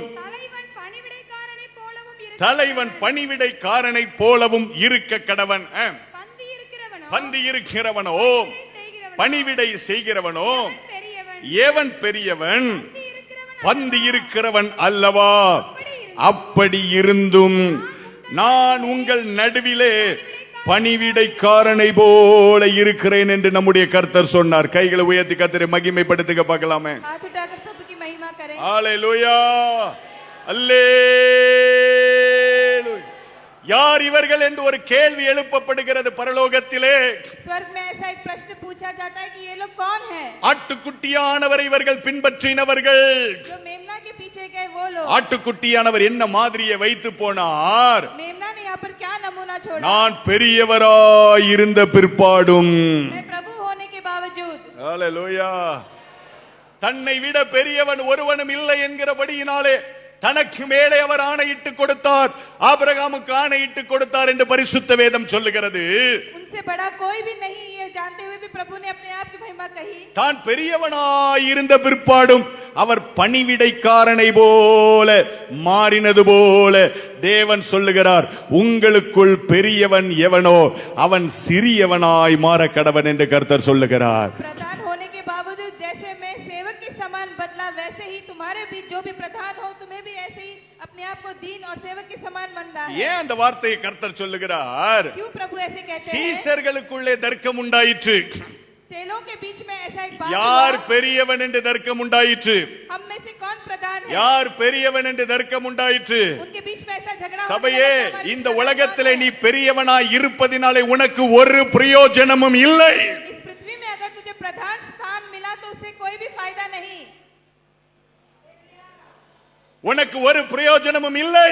उससे तेरा कोई भी फायदा नहीं। ஆண்டவர் சொல்லுகிறார், பெரியவனாய் இருக்கிறவன் சிறியவனாய் மாற கடவன். प्रभु यीशु मसीह कहते हैं कि जो प्रधान है हालेलुया, उसे छोटा बनना है। அல்லேலூயா. ஓ சிலுவையை எடுத்துக்கொண்டு நீ சிறியவனாய் மாற கடவன். तेरे क्रूस को लेकर तुझे जो है सेवक बनना है। அந்த ராத்திரி வேளையிலே தேவன் சொன்ன அடுத்த காரியம் எழுதப்பட்டு இருக்கிறது. इस रात का दूसरा कार्य लिखा गया है। அவர் கால்களை கழுவ தொடங்கினார் என்று பரிசுத்த வேதம் சொல்லுகிறது. वो पैरों को धोने लगे। அந்த அப்போஸ்தலனாகிய பேதுரு சொன்னார், ஆண்டவரே, நீர் என் தலையை கூட சேர்த்து கழுவ வேண்டும், என் கால்களை மாத்திரமல்ல என் தலையையும் என் கைகளையும் கழுவ வேண்டும் என்று அவன் வேண்டிக் கொண்டதை பரிசுத்த வேதம் நமக்கு சொல்லுகிறது. वहाँ पर पतरस ऐसे कहते हैं कि केवल मेरे पाँवों को नहीं परंतु मेरे सिर मेरे हाथ सभी को तू धो देना। அப்பொழுது கர்த்தர் சொல்லுகிறார், प्रभु यीशु कहते हैं முழுகினவன் தன் கால்களை மாத்திரம் சுத்தம் பண்ண வேண்டும் என்று கர்த்தர் சொல்லுகிறதை நாம் வாசித்து பார்க்கிறோம். वहाँ पर ऐसे कहा गया कि ये आवश्यक है केवल वही पैरों को शुद्ध रखे। அப்படி என்று சொன்னால் என்ன அர்த்தம்? उसका मतलब क्या है? கால்களை சுத்தம் பண்ண வேண்டியது அவனுக்கு தேவன் கொடுத்த கடமையாயிருக்கிறது. पाँवों को शुद्ध रखना हर एक अपने इंसान का फर्ज है। எத்தனை பேருக்கு விளங்குச்சு? அல்லேலூயா. ஐயா, கால்களை சுத்தம் பண்ண வேண்டியது அவனுக்கு இருக்கிற கடமையாயிருக்கிறது. ஐயா, आवश्यकता ये है कि हम लोग जो है अपने पैरों को साफ रखें। முழுகினவன் முழுவதும் சுத்தமாயிருக்கிறான். जो नहा चुका है वो शुद्ध है। முழுகினவன் முழுவதும் சுத்தமாயிருக்கிறான். जो नहा चुका है उसके ஆனால் அவன் தனது நடக்கைகளை அவன் கழுவிக்கொண்டே இருக்க வேண்டியது அவசியமாயிருக்கிறது. लेकिन उन्हें जो है अपने चाल चलन को संभालना है। ஆனால் சங்கீதங்களின் புஸ்தகம் 50வது சங்கீதம் கடைசி வசனத்தில் வேதம் சொல்லுகிறது, ஸ்தோத்திர பலியிடுகிறவன் என்னை மகிமைப்படுத்துகிறான், தன் வழியை செவ்வைப்படுத்துகிறவனுக்கு என்னுடைய இரட்சிப்பை வெளிப்படுத்துவேன் என்று ஆண்டவர் எழுதி வைத்திருக்கிறதை பரிசுத்த வேதம் நமக்கு சொல்லுகிறது. भजन संगीता का 50वां अध्याय में ऐसे कहा गया है कि धन्यवाद और बलिदान चढ़ाने वाला मेरी महिमा करता है और जो मेरे राह पर चलता है उसके उद्धारता दिखाता है। கால்கள் கழுவுகிறது கிறிஸ்து இயேசுவின் தாழ்மையை வெளிப்படுத்துகிற பொழுது, पाँवों को धोना जो परमेश्वर की दीनता को दिखाता है। ஆண்டவர் சொன்னார், ஒருவருடைய கால்களை ஒருவர் கழுவ கடவீர்கள் என்று ஒரு வார்த்தை சொன்னார். एक दूसरों के पाँवों को धोना। ஐயா, அப்படின்னு அர்த்தம் என்ன? इसका मतलब क्या है? ஐயா, அப்படின்னு அர்த்தம் என்ன? इसका मतलब क्या है? நீங்கள் ஒருவருடைய வழிகளை ஒருவர் செவ்வைப்படுத்த கடவீர்கள். एक दूसरों की चाल चलनों को संभालना। அது எப்படி ஒருவனது வெளியை ஒருவன் செவ்வைப்படுத்த முடியும்? उसका मतलब वो कैसे कोई मनुष्य से कर सकता है? நாம ஒரு நாள் பைபிள் ஸ்டடியில சிந்திச்சு பார்த்தோம். हमने एक बार बाइबल स्टडी में ये இந்த पढ़ा। வழிகள் செவ்வைப்படுத்தப்பட வேண்டும் என்று சொன்னால் சுத்த ஜலத்தினாலே கழுவப்பட வேண்டும் என்று நாம் சிந்தித்து பார்த்தோம். अगर हमारे रास्तों को शुद्ध करना है तो शुद्ध जल से हमें उसे शुद्ध करना है। அது ஒரு வகையிலே அந்த கால்கள் கழுவப்படுகிறது நம்முடைய வழிகளில் ஏற்பட்ட கரைகள் மன்னிக்கப்படுகிறதற்கு அடையாளமாயிருக்கிறது. दूसरे शब्दों में ऐसा है, उसका मतलब ये है कि हमारे पाँवों के द्वारा चाल चलन के கைகளை द्वारा உயர்த்தி जो கர்த்தரை पाप है, மகிமைப்படுத்துங்க वो பார்க்கலாமே. धुल जाता है। அல்லேலூயா, அல்லேலூயா. ஆண்டவர் சொன்னார், ஒருவர் கால்களை ஒருவர் கழுவ கடவீர்கள். एक दूसरों के पाँवों को धोना। அதற்கு என்ன அர்த்தம்? इसका मतलब क्या है? ஆண்டவராக இயேசு கிறிஸ்து ஒரு பரலோக ஜெபத்தை கற்றுக் கொடுக்கிற ஒரு காரியத்தை மத்தேயு எழுதின சுவிசேஷம் 6வது அதிகாரத்திலே நாம் வாசித்து பார்க்கிறோம். मत्ती के सुसमाचार के 6वें अध्याय में प्रभु यीशु मसीह एक प्रार्थना हमें सिखाते हैं। மத்தேயு எழுதின சுவிசேஷம் 6வது அதிகாரம் 12வது வசனத்தை நாம் வாசித்து பார்க்கிற பொழுது வேதம் சொல்லுகிறது, எங்கள் கடனாளிகளுக்கு நாங்கள் மன்னிக்கிறது போல எங்கள் கடன்களை எங்களுக்கு மன்னியும் என்று கர்த்தர் ஒரு வார்த்தை சொன்னார். और जिस प्रकार हमने अपने अपराधियों को क्षमा किया है वैसे ही तू भी हमारे अपराधियों को क्षमा करना। அந்த வசனத்தை நம்ம எல்லாரும் சேர்ந்து வாசிப்போமா? புதிய ஏற்பாட்டிலே 9வது பக்கத்திலே ஸ்தோத்திரம் அதனுடைய 12வது வசனத்தை எல்லாரும் சேர்ந்து வாசிப்போமா? வாசிக்கலாமா? எங்கள் கடனாளிகளுக்கு நாங்கள் மன்னிக்கிறது போல எங்கள் கடன்களை எங்களுக்கு மன்னி. ஒரு விஷயம் அப்படியே கையை உயர்த்தி அந்த வார்த்தை சொல்லுங்க, எங்கள் கடனாளிகளுக்கு.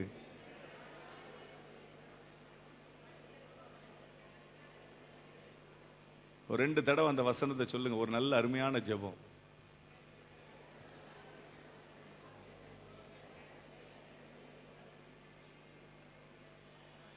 எங்கள் கடனாளிகளுக்கு நாங்கள் மன்னிக்கிறது போல எங்கள் கடன்களை நீர் எங்களுக்கு மன்னியும் என்று தேவன் ஒரு பரலோக ஜெபத்தை சீஷர்களுக்கு சொல்லிக் கொடுத்தார். यहाँ पर एक प्रार्थना यीशु मसीह ने अपने चेलों को सिखाया कि जैसे हम अपने अपराधियों को क्षमा करते हैं वैसे பிரியமான தேவனுடைய பிள்ளைகளே, प्यारे परमेश्वर की संतान, கிறிஸ்து இயேசு எந்த வழியில் நடந்தாரோ அதே வழியில் நாம் நடப்பது அவசியமாய் இருக்கிறது. यीशु मसीह के रास्ते पर चलना ही आवश्यक है. நாம கடன் அப்படின்னு நினைச்ச உடனே பக்கத்து வீட்டுல வாங்கி இருக்கிற காசு கடன் அப்படின்னு நினைச்சிட கூடாது. अपराध का मतलब यहाँ पर है जो पाप है. ஆண்டவர் சொன்னார், என் கடனாளிகளுக்கு நான் மன்னிக்கிறது போல நீர் எனக்கு மன்னிப்பீராக. यीशु मसीह कहते हैं, प्रार्थना सिखाते हैं कि जैसे मैंने अपराधियों को क्षमा किया वैसे मेरे சபையே தயவு செய்து இந்த வசனத்தை தயவாய் கவனிக்கும்படி உங்களை அன்போடு கூட கேட்டுக்கொள்கிறேன். वचन पर अच्छी तरह से ध्यान दीजिए. கர்த்தர் மன்னிக்கிறதுல இரக்கமுள்ளவர், क्षमा करने में प्रभु दयालु है. கர்த்தர் மன்னிக்கிறதுல தயை பெருத்தவர். दयालु प्रभु हमारी सब पापों को क्षमा करते हैं. அவரிடத்திலே மன்னிப்பு ஏராளமாய் இருக்கிறது. और क्षमा में वो बहुत है. ஆனால் வேதம் சொல்லுகிறது, शास्त्र कहता है நாங்கள் மன்னிக்கிறது போல நீர் எங்களுக்கு மன்னிப்பீராக. जैसे हम क्षमा करते हैं आप भी मुझे क्षमा करिए. அப்படின்னா என்ன அர்த்தம்? इसका मतलब क्या है? நான் குறைவாக மன்னித்தால் நீர் என்னை குறைவாக மன்னிப்பீராக. अगर मैंने कम क्षमा किया तो मुझे भी मेरी भी आप कम क्षमा करो. எத்தனை பேர் என்ன குறைவா ஆண்டவர் மன்னிக்கணும்னு ஆசைப்படுறீங்க? எத்தனை பேர் நிறைவா மன்னிக்கணும்னு ஆசைப்படுறீங்க? எத்தனை பேர் முழுசும் மன்னிக்கணும்னு ஆசைப்படுறீங்க? கை உயர மாட்டேங்க. என்ன ஒரு தடவை 3 தடவை இந்த கேள்வியை கேட்கிறேன். எத்தனை பேர் குறைவா தேவன் என்ன மன்னிச்சா போதும்னு நினைக்கிறீங்க? எத்தனை பேர் நிறைவா என்ன மன்னிக்கணும்னு ஆசைப்படுறீங்க? எத்தனை பேர் முழுக்க என்ன மன்னிக்கணும்னு? அப்படி மன்னிக்கணும்னா வேதம் சொல்லுது, நான் மன்னிக்கிறது போல நீர் எனக்கு மன்னிப்பீராக. जैसे हम दूसरों को क्षमा करते हैं वैसे ही प्रभु भी हमारे पापों को क्षमा करेंगे. ஐயா, முழங்கால் போட்டு மன்னியும் மன்னியும் மன்னியும் என்று கதறுவது தேவன் நமக்கு போதித்த வழி அல்ல. केवल ऐसे घुटने टेककर मुझे क्षमा करिए ऐसे कहने से वो काफी नहीं. பாவத்திலே மூழ்கி கிடக்கிற மனிதன் தேவனிடத்திலே பாவ மன்னிப்புக்காக கதற வேண்டியது அவசியம். அதுல எந்த மாற்று கருத்தும் இல்லை. आवश्यक है कि अगर हमने पाप किया तो हमारे पापों को क्षमा मांगने के लिए हमें प्रार्थना करना है. ஆனால் தன் கால்களை சுத்திகரிக்க வேண்டிய மனிதன் செய்ய வேண்டிய ஒரு காரியம் இருக்கிறது. தேவன் என்னை மன்னிக்க வேண்டும் என்றால் நான் எனது கடனாளிகளுக்கு மன்னிக்க வேண்டும் என்று தேவன் நமக்கு கற்றுக் கொடுத்திருக்கிறார். சபையே, प्रभु ने हम ये सिखा कर गए हैं कि अगर प्रभु हमें हमारे पापों को क्षमा करना है तो हमारे विरुद्ध जिन्होंने पाप किया हमें उनकी भी क्षमा करना है. அல்லேலூயா. நாம் மற்றவர்களை மன்னிக்காமல் தேவன் நம்மை மன்னிப்பார் என்று நினைப்பது பைத்தியக்காரத்தனம். நான் சத்திய வேதத்தின்படி பேசுகிறேன். अगर हमने दूसरों के पापों को क्षमा नहीं किया तो प्रभु हमारे पापों को क्षमा नहीं करेंगे. நீங்கள் ஒருவேளை என்ன பார்த்து கேட்கலாம், தேவன் மன்னிக்கிறதற்கு இரக்கம் உள்ளவர், நீ எப்படி இந்த வார்த்தையை சொல்லலாம் என்று நீங்கள் கேட்கலாம். हो सकता है कि आप मुझसे ये पूछे कि क्षमा करने के लिए प्रभु दयालु है. ஆனால் நான் சொல்லுகிறேன், சத்திய வார்த்தையிலே தேவன் சொல்லி இருக்கிறார், எங்கள் கடன்களை எங்கள் கடனாளிகளுக்கு நாங்கள் மன்னிக்கிறது போல எங்கள் கடன்களை நீர் மன்னிப்பீராக என்று எழுதப்பட்டிருக்கிறது. प्रभु यहाँ पर कह कर गए कि जैसे हमने अपने अपराधियों को क्षमा किया वैसे भी तू भी मेरे अपराधों को क्षमा करना. அதே அதிகாரம் 14-15 வசனங்களை வாசித்து பாருங்கள்.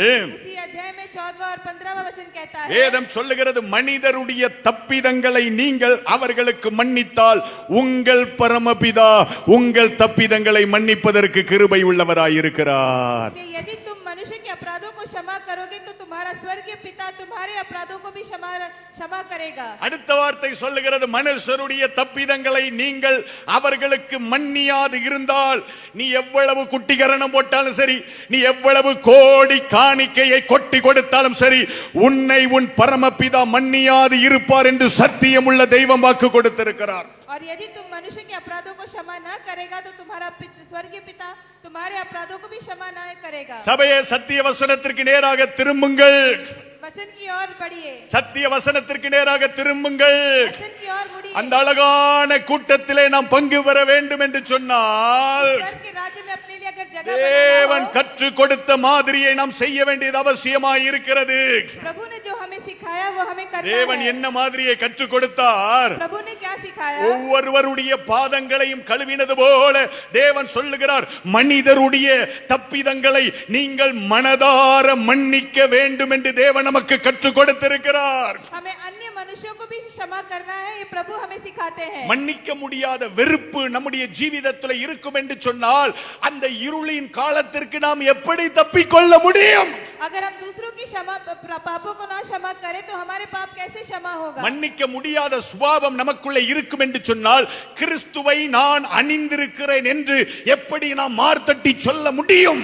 अगर मेरे अंदर अपराधों को क्षमा करने का स्वभाव नहीं तो यीशु मसीह को मैंने पहने रखा है, ये हम कैसे कह सकते हैं? மனுஷருடைய தப்பிதங்களை மனப்பூர்வமாக நாம் அவர்களுக்கு மன்னியாது இருந்தால் கிறிஸ்து எனது தப்பிதங்களை மனப்பூர்வமாக மன்னித்திருக்கிறார் என்ற நிச்சயம் நம்முடைய ஜீவிதத்தில் எப்படி கடந்து வர முடியும்? अगर हमने मनुष्य की जो हमारे विरुद्ध करते हैं उनके अपराधों को क्षमा नहीं किया तो प्रभु ने मेरे अपराधों को क्षमा किया है, इसका कैसे हम विश्वास कर सकते हैं? இந்த மன்னிப்பின் காரியங்கள் பல இடங்களிலே எழுதப்பட்டிருக்கிறதை நாம் பரிசுத்த வேதத்திலிருந்து வாசித்து பார்க்க முடியும். क्षमा के बारे में प्रभु ने बहुत से जगहों पे पवित्र शास्त्र में कहा गया है। மார்க் எழுதின சுவிசேஷத்தை நாம் திருப்பிக் கொள்வோம். मरकुस का पुस्तक हम लेंगे, 11வது அதிகாரத்தை நம்ம திருப்பிக் கொள்வோம். 11वां अध्याय हम लेंगे। வேதத்தை தயவு செஞ்சு கவனிங்க. 11வது அதிகாரம் 25வது வசனத்தை நாம் வாசிக்க கேட்போம். நீங்கள் நின்று ஜெபம் பண்ணும்போது இந்த வார்த்தையை நல்ல கவனிங்க சபையே. நீங்கள் நின்று ஜெபம் பண்ணும்போது ஒருவன் பேரில் உங்களுக்கு யாதொரு குறை ஒருவன் பேரில் உங்களுக்கு யாதொரு குறை உண்டாயிருக்கும் உண்டாயிருக்கும் என்றால் பரலோகத்தில் இருக்கிற உங்கள் பிதா உங்கள் தப்பிதங்களை மன்னிக்கும்படி உங்களுக்கு மன்னிக்கும்படிக்கு அந்த குறையை அவனுக்கு மன்னியுங்கள் என்று பரிசுத்த வேதம் சொல்லுகிறது. पवित्र शास्त्र यहाँ पर क्षमा करने के बारे में कहते हैं। கர்த்தருடைய பரிசுத்த நாமத்துக்கு ஸ்தோத்திரம் உண்டாவதாக. प्रभु की पवित्र नाम की स्तुति हो। நல்ல வசனத்தை கவனிங்க. वचन पर ध्यान நீங்கள் दीजिए। ஜெபம் பண்ணும்போது உங்களுக்கு ஒரு பதில் கிடைக்க வேண்டும் என்று எத்தனை பேர் விரும்புறீங்க? अगर आप प्रार्थना करें तो उस प्रार्थना का जवाब मुझे चाहिए, ऐसे कितने लोग सोचते हैं? நம்ம மக்களை போல ஒரு அருமையான மக்கள் உலகத்துல யாருமே கிடையாது. எந்த எதிர்பார்ப்புமே கிடையாது. கர்த்தருக்கு சோத்திரம். கர்த்தர் கேட்டாலும் சரி கேட்கலனாலும் சரி கர்த்தருக்கு சோத்திரம். நான் ஜெபம் பண்ணும்போது என் தேவன் என்ன கேட்பார் அப்படின்னு விசுவாசம் எத்தனை பேருக்கு இருக்கு? कितने जने विश्वास करते हैं कि अगर मैंने प्रार्थना किया तो प्रभु मेरा सुनेगा? அதுக்கு பதில் கிடைக்கணும்னு எத்தனை பேர் ஆசைப்படுறீங்க? इस प्रार्थना का जवाब मुझे मिलेगा, ऐसे कितने विश्वास करते हैं? ஆண்டவர் சொல்றாரு, प्रभु कहते நீ हैं எழும்பி நின்னு ஜெபம் பண்றியே, तू उठकर प्रार्थना அப்படி करता है, ஜெபம் பண்ணும்போது உனக்கு பதில் கிடைக்கணும்னா तेरे प्रार्थना का अगर जवाब உன் चाहिए சகோதரனிடத்தில் யாதாவது ஒரு குறை உனக்கு உண்டாயிருக்கும் என்று சொன்னால் अगर तेरे भाइयों के बीच तेरे कोई अपराध हो तो முதலாவது அதை மன்னிப்பாயாக, பிறகு ஜெபம் பண்ணுவாயாக. पहले तू उसे क्षमा करना और फिर तू प्रार्थना करना। முதல்ல மன்னி, पहले तू उसे क्षमा कर, பிறகு ஜெபம் பண்ணு. उसके बाद प्रार्थना कर। மன்னியாம நீ ஜெபம் பண்றதுனால பிரயோஜனம் இல்ல. बिना क्षमा करे तो अगर तू இந்த प्रार्थना ஷீட்டை करे தாண்டி तो மேல போகாது சபை. இந்த ஷீட்டை தாண்டி மேல போகாது. इस कलीसिया के ऊपर नहीं இந்த जाएगा, ஷீட்டை தாண்டி மேல போகாது. तेरे शब्द इस कलीसिया ஐயா, நாம் இந்த உலகத்தின் பிள்ளைகள் அல்ல, मैं इस पृथ्वी का ஜீவனுள்ள தேவனின் பிள்ளைகள். मैं जीवित प्रभु का संतान हूँ। உலகத்தின் பிள்ளைகள் உலகத்தின்படி நடப்பார்கள். पृथ्वी के संतान पृथ्वी के अनुसार நாம் चलेंगे। ஜீவனுள்ள தேவனின் பிள்ளைகளாய் இருக்கிறபடியினாலே அவர் நடந்த வழியிலே நாம் நடக்க வேண்டும் என்று தேவன் எதிர்பார்ப்பதில் என்ன தவறு இருக்கிறது? मैं जीवित प्रभु का संतान हूँ, इसीलिए जिस रास्ते पे वो प्रभु चले उसी रास्ते पर मैं भी चलूंगा। ஆண்டவர் சொல்றார், முதலாவது உன் சகோதரனை மன்னிப்பாயாக, प्रभु कहते हैं कि पहले अपने भाइयों को क्षमा कर, பிறகு ஜெபம் பண்ணு. उसके बाद प्रार्थना कर। முதல்ல மன்னி, पहले क्षमा कर, பிறகு ஜெபம் பண்ணு. फिर प्रार्थना कर। முதல்ல மன்னி, पहले तो दूसरों को பிறகு क्षमा कर, ஜெபம் பண்ணு. उसके बाद प्रार्थना कर। முதலாவது தேவனது வழியிலே நடந்து போ. पहले प्रभु की ஏனென்று சொன்னால் பரிசுத்தரின் கூட்டத்திலே நாம் போய் தகுதியாய் மாற வேண்டும் ஐயா. क्योंकि उस पवित्र लोगों के बीच मुझे भी जगह चाहिए। அல்லேலூயா. ஏன் நம்மளால முதல்ல மன்னிக்க முடியல? क्यों पहले हम क्षमा नहीं कर पाते? ஏன் முதல்ல நம்மளால மன்னிக்க முடியல தெரியுமா? क्यों कर नहीं पाते? நாம பெரியவங்களா இருக்கிறோம், அதனாலதான் நம்மளால மன்னிக்க முடியல. वो इसलिए क्योंकि हम प्रधान बन जाते हैं। நான் அவனை விட பெரியவனா இருக்கிறேனே, मैं उससे बड़ा हूँ ऐसे நான் அவனை விட सोचते हैं। அந்தஸ்துல பெரியவனா இருக்கிறேனே, मैं आदरणीय हूँ ऐसे कैसे நான் सोचते हैं படிப்புல பெரியவனாய் இருக்கிறேனே, मेरी पढ़ाई ज्यादा நான் है, அறிவில பெரியவனாய் இருக்கிறேனே, बुद्धिमान हूँ, அதனால என்னால மன்னிக்க முடியல. तो मैं कैसे उसे क्षमा அதனால करूं? தான் ஆண்டவர் சொன்னார், நீ பணிவிடைக்காரனாய் மாறு, உன்னாலே மன்னிக்க முடியும். इसीलिए प्रभु कहते हैं कि तू पहले सेवक बन, तभी तू क्षमा कर सकता है। அல்லேலூயா. நீ எஜமானா இருக்க நினைக்காத. तू ऐसे मत सोच कि तुझे मालिक बनना சபையே, है, நீ பெரியவனாய் இருக்க நினைக்காத. तू हमेशा बड़ा होकर रहना है। அவர் ऐसे உன்னை मत सोच। பெருகவே பெருக பண்ணி உன் பேரை மேன்மைப்படுத்துவார் என்பது சத்தியமான ஒரு வார்த்தை. सच है कि प्रभु तेरे नाम को बड़ा बनाएंगे। அவர் உன்னை பெருகவே பெருக பண்ணினாலும் நீ பெரியவனாய் இருக்க நினையாதே. நீ பணிவிடைக்காரனாக இருக்க நினைத்தால் கிறிஸ்து நமக்கு வைத்து போன மன்னிப்பை நம்மாலே மற்றவர்களுக்கு கொடுக்க முடியும் ஐயா. अगर प्रभु की आशीष में अपने आप को बड़कपन मत बना, लेकिन प्रभु के सामने अगर तू शून्य करे तो प्रभु के समान तो दूसरों को क्षमा कर सकता है। அல்லேலூயா, அல்லேலூயா. மன்னிக்கணும் ஐயா, மனதார மன்னிக்கணும் ஐயா, मन से तुझे क्षमा करना है, மனதார மன்னிக்கணும். मन से क्षमा करना है। மன்னிப்பு சாதாரணமான காரியம் கிடையாது. क्षमा करना एक साधारण कार्य மன்னிப்புல नहीं। நிறைய வேதனைகள் இருக்கு. क्षमा करने से कभी कभी दुख होता है, மன்னிப்புல நிறைய கண்ணீர்கள் இருக்கு. क्षमा करने से आंसू बहते மன்னிக்கிற போது இருதயம் நொறுங்கி போய்விடும். क्षमा करने से कभी कभी ஆனாலும் நீ மன்னிக்கத்தான் வேண்டும். फिर भी हमें क्षमा करना है। ஏனென்றால் ஆட்டுக்குட்டியானவர் என்ன செய்தார் அதை செய்யும்படிக்கு நான் அழைக்கப்பட்டிருக்கிறேன். क्योंकि मेमना ने जो किया वही परमेश्वर ஆனால் मुझे பவுல் बताना है। ஒவ்வொரு சபைக்கும் மன்னிப்பை குறித்து எழுதி வைத்திருக்கிறார். इसीलिए प्रेरित के पौलुस ने हर कलीसिया को ये कहा है, ஒவ்வொரு சபைக்கும் எழுதுகிறார். हर कलीसिया से कहते हैं, எபேசு சபைக்கு எழுதுகிறார், इफिसियों से कहते हैं, கொலோசையருக்கு எழுதுகிறார், कुलोसियों से कहते हैं, தெசலோனிக்கியருக்கு எழுதுகிறார், थिस्सलुनीके से कहते हैं, கலாத்தியருக்கு எழுதுகிறார், गलातिया से कहते हैं, கொரிந்தியருக்கு எழுதுகிறார், और कुरिन्थियों से எல்லா சபைக்கும் எழுதுகிறார். கிறிஸ்து மன்னித்தது போல மன்னிப்பாயாக. हर कलीसिया से कहते हैं कि जैसे प्रभु यीशु ने और- क्षमा किया तू भी क्षमा करना। ஒருவருக்கொருவர் தயவாயிருந்து கிறிஸ்து மன்னித்தது போல ஒருவருக்கொருவர் மன்னிப்பீர்களாக என்று பவுல் திரும்ப திரும்ப சபைகளுக்கு எழுதி கொடுக்கிறார். जैसे एक दूसरे पर दया दिखाकर यीशु मसीह ने जैसे क्षमा किया वैसे तू भी क्षमा करना। காரணம் என்ன?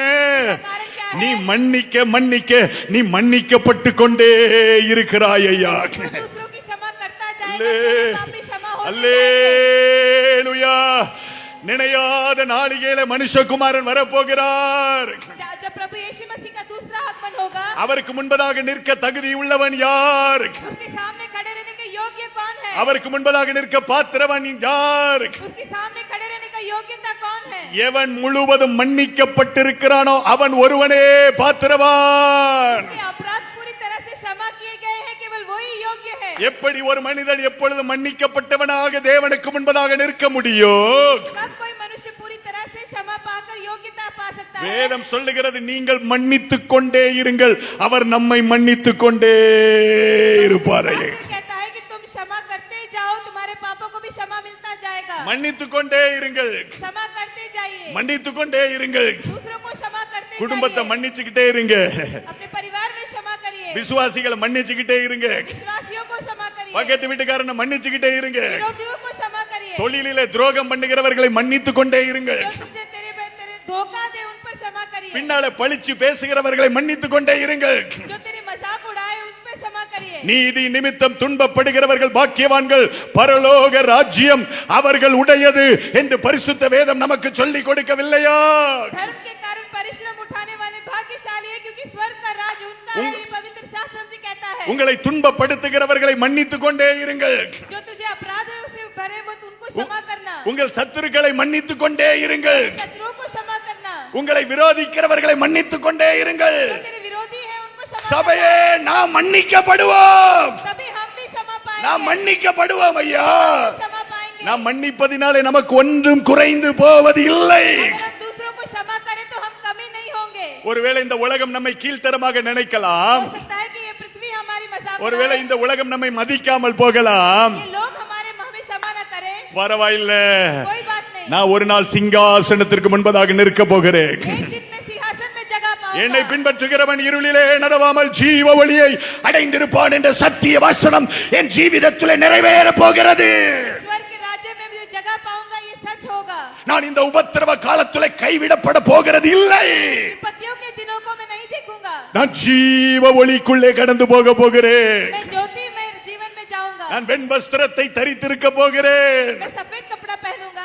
அலறுதல் இல்லாத ஸ்தலத்திற்குள்ளே நான் பிரவேசிக்க போகிறேன். यहाँ पर कोई दाग नहीं, रोना அங்கே नहीं, वहाँ पर जाऊंगा. அங்கே அழுகை இல்லை, वहाँ पर रोना नहीं, அங்கே பாவம் இல்லை, वहाँ पर पाप नहीं, அங்கே அலறுதல் இல்லை, वहाँ पर रोना அங்கே नहीं, சாபம் இல்லை, वहाँ पर श्राप அங்கே नहीं, கெட்ட வார்த்தை இல்லை, அங்கே எப்பொழுதும் துதி இருக்கிறது, वहाँ पर हमेशा प्रभु அங்கே की எப்பொழுதும் स्तुति है. மகிழ்ச்சி இருக்கிறது, वहाँ पर हमेशा प्रभु की அங்கே खुशी எப்பொழுதும் है. ஆனந்த சந்தோஷம் இருக்கிறது. वहाँ पर हमेशा खुशी அங்கே है. நான் என் தேவனை முகமுகமாய் பார்க்க போகிறேன். वहाँ पर मैं अपने प्रभु அங்கே என் தேவன் என் கண்ணீரை துடைக்க போகிறார். प्रभु मेरे आंसुओं को पोंछेंगे. அல்லேலூயா. ஆட்டுக்குட்டியானவர் தாமே என்னை ஜீவ தண்ணீர் உள்ள நதிகள் அண்டைக்கு நடத்துவார் என்று பரிசுத்த வேதம் சொல்லுகிறது. वही यीशु मसीह मुझे जीवन के रास्ते पर चलाएंगे. அங்கே ஒரு பெரிய அழகான கூட்டத்தில் எனக்கு ஒரு பங்கு இருக்கிறது. वहाँ पर एक अच्छा पवित्र भोजन है. அந்த பரிசுத்தரின் கூட்டத்திலே நான் பங்கு பெற போகிறேன் ஐயா. पवित्र लोगों के बीच में मुझे मैं जगह मिलेगी. காலம் சமீபமாய் இருக்கிறது சபையே. समय जल्दी आने वाला है. காலம் பொல்லாதவைகளாய் இருக்கிறது சபையே. आज पृथ्वी का समय नाश होएगा. காலம் பொல்லாதவைகளாய் இருக்கிறபடியினாலே காலத்தை பிரயோஜனப்படுத்திக் கொள்ளுங்கள் என்று பரிசுத்த வேதம் நமக்கு சொல்லவில்லையா? आने वाले दिनों में विपत्तियां हैं, इसलिए आप जो समय है उसका प्रयोजन உன் தேவனை उठाइए. சந்திக்கும்படிக்கு நீ ஆயத்தப்படி என்று பரிசுத்த வேதம் நமக்கு சொல்லவில்லையா? प्रभु यीशु मसीह को देखने के लिए तैयार होना. உன்னை சந்திக்கிற இந்த அதிசயமான அற்புதமான காலத்தை நாம் அறியாமல் இருப்பது குற்றமில்லையா? ये जो समय हमें मिला है, अगर उसे हम दिखा रहे तो ये गलत है. இன்றைக்கு நாம் ஒரு தீர்மானம் எடுப்போம். हम आज एक निश्चय लेंगे. இந்த நேரத்திலே நாம் ஒரு தீர்மானம் எடுக்க போகிறோம். निश्चयता लेंगे. எனக்கு எவ்வளவு மேன்மைகள் இருந்தாலும் கிறிஸ்து இயேசுவுக்கு முன்பதாக அதை குப்பை என்று தூக்கி எறிவதற்கு நான் தீர்மானம் எடுக்கிறேன். चाहे जितना भी मैं बड़ा हूँ या प्रधान हूँ, लेकिन यीशु मसीह के सामने मैं शून्य हूँ. Glory to God. Hallelujah. Glory to God. Pavul சொன்னார், அப்படி சொன்னார், அதையெல்லாம் குப்பை என்று எண்ணுகிறேன். प्रेरितों का पौलुस ने भी यही कहा कि मैं குப்பை शून्य हूँ. ஐயா, குப்பை ஐயா. मैं प्रभु के सामने शून्य हूँ. குடும்பம் குப்பை ஐயா. मेरा परिवार शून्य है. குலம் ஜாதி கோத்திரம் எல்லாம் குப்பை ஐயா. मेरा जात शून्य है. பணம் குப்பை ஐயா. मेरा जो पैसा है वो படிப்பு शून्य है. அறிவு குப்பை ஐயா. मेरा बुद्धि, मेरा समय, வேலை मेरा தொழில் शून्य குப்பை है. ஐயா. मेरा जो व्यवहार है, எனது वो शून्य மாணிக்கம் இயேசு மாத்திரமே. है. मेरा संपत्ति मेरा यीशु मसीह है. இன்னைக்கு நம்ம ஒரு தீர்மானம் எடுக்கணும். हमें एक निश्चय लेना है. அவர் மன்னிச்சுக்கிட்டே இருக்கிறது போல जैसे प्रभु मुझे क्षमा कर रहे हैं, நானும் மன்னித்து கொண்டே मैं भी இருப்பேன். क्षमा करता रहूंगा. மன்னித்து கொண்டே இருப்பேன். मैं भी क्षमा करता இந்த रहूंगा. காலை வேளையிலே உங்கள் இருதயத்தில் யாருக்கு மேலேயாவது குறைபாடு உண்டென்றால் இந்த கிறிஸ்துவின் ஸ்தலத்தில் அதை மன்னித்து விட்டு விடுங்கள். கர்த்தர் நம்மை மன்னித்து அந்த அழகான கூட்டத்தில் நிற்பதற்கு ஆயத்தப்படுத்துவாராக. अगर आपके दिल में किसी के विरुद्ध है तो उसे क्षमा करिए, ताकि प्रभु यीशु मसीह भी हमें स्वर्ग के राज्य में हमारे पापों को क्षमा करके ले जाए. அப்போஸ்தலனாகிய பேதுரு தனது நிருபத்தில் எழுதுகிறார், प्रेरित का पत्रस कहते हैं, பாடுகளை சகிக்கும்படிக்கு நாம் அழைக்கப்பட்டிருக்கிறோம். परिश्रमों को उठाने के लिए हमें बुलाया गया है. நமக்கு முன்பதாக வைக்கப்பட்டிருக்கிற இந்த கிறிஸ்துவின் அடிச்சுவடுகளை நாம் பின்பற்றி போக வேண்டும் என்று அப்போஸ்தலனாகிய பேதுரு எழுதுகிறதை நாம் பரிசுத்த வேதத்தில் வாசித்து பார்க்கிறோம். यीशु मसीह का राह जो हमारे सामने रखा गया है, उस राह पर हमें चलना है. பாடுகள் வரலாம், हमें பிரச்சனைகள் வரலாம், दुख उठाएं, இழப்புகள் வரலாம், चाहे नुकसान हो, போராட்டங்கள் வரலாம், कितने भी कार्य हो, தோல்விகள் வரலாம், चाहे कोई भी हो, குறைவுகள் வரலாம், कमियां हो, எல்லாவற்றையும் சகிப்பதற்கென்று நான் அழைக்கப்பட்டிருக்கிறேன். सब कुछ सहने के लिए ही मुझे बुलाया गया है. ஆமென்.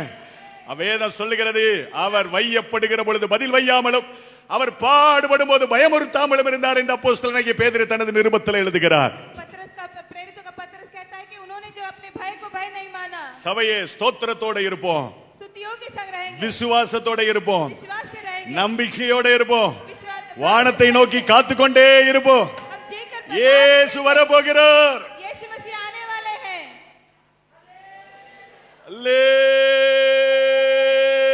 அல்லேலூயா. ஒரு நொடி பொழுதுல எனக்கு வெண்ணங்கியை உடுத்தி என்னை கூட்டிக் கொண்டு போக போகிறார்.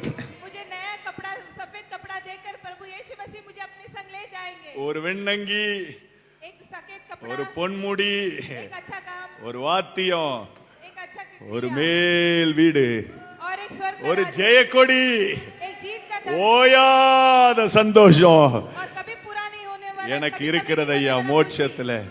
எனக்கு ऐसा இருக்கிறது. स्वर्ग का राज्य. ஆமென். எனக்கு இருக்கிறது ஐயா மோட்சத்துல. मेरे लिए एक स्वर இவர்கள் कराते மிகுந்த உபத்திரவத்திலிருந்து வந்தவர்கள். ऐसे परिश्रम से उठाकर आए हुए நம்முடைய உபத்திரவத்தை குறித்து பரலோகம் நன்றாய் அறிந்து வைத்திருக்கிறது சபையே. हमारे परिश्रमों के बारे में स्वर्ग का राज्य जानता है, நல்லா அறிஞ்சு வச்சிருக்கிறது. वो जानते हैं. அவங்களுக்கு தெரியும், பரலோக தேவனுக்கு தெரியும் எவ்வளவு உபத்திரவத்துக்கு வழியாக இவர்கள் தேவனது ராஜ்யத்துக்காக தன்னை பின்பற்றுகிறார்கள் என்பது தேவனுக்கு தெரியும். प्रभु जानते हैं कि कितने महाक्लेश के रास्ते से हम गुजर कर आए हैं. மிகுந்த உபத்திரவம் தான். वो यहाँ पर हमारे महाक्लेश ஆனா है, வஸ்திரம் தூய்மையானதா இருக்கட்டும், लेकिन हमारे कपड़ों को सफेद रखिए, ஆட்டுக்குட்டியின் ரத்தத்தினால கழுவப்பட்டதா இருக்கட்டும். हमेशा हमारे पवित्रता को बचाए रखिए. ஆட்டுக்குட்டியானவர் நமக்கு என்ன மாதிரியை வச்சு போனாரோ அதே வழியிலே நடக்கிறதா இருக்கட்டும்.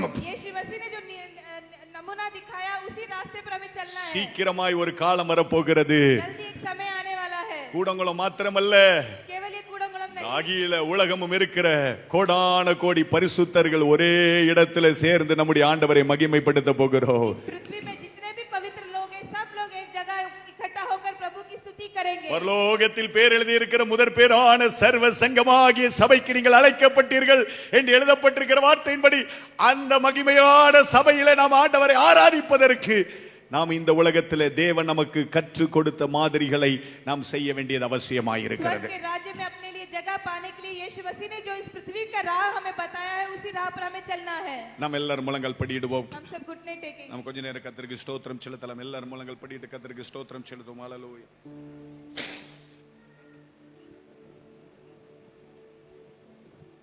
ஹல்லேலூயா.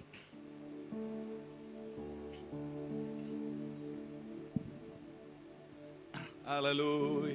எல்லாரும் முழங்கால் படுவோம். ஒரு 5 நிமிஷம் நம்ம இந்த கேட்ட வசனங்களை சிந்தித்து ஆண்டவருடைய சமூகத்தில் சில தீர்மானங்களை எடுக்க நம்ம ஒப்பு கொடுப்போம். ஆண்டவரே, நான் மேன்மை உள்ளவனாக வாழ விரும்பல.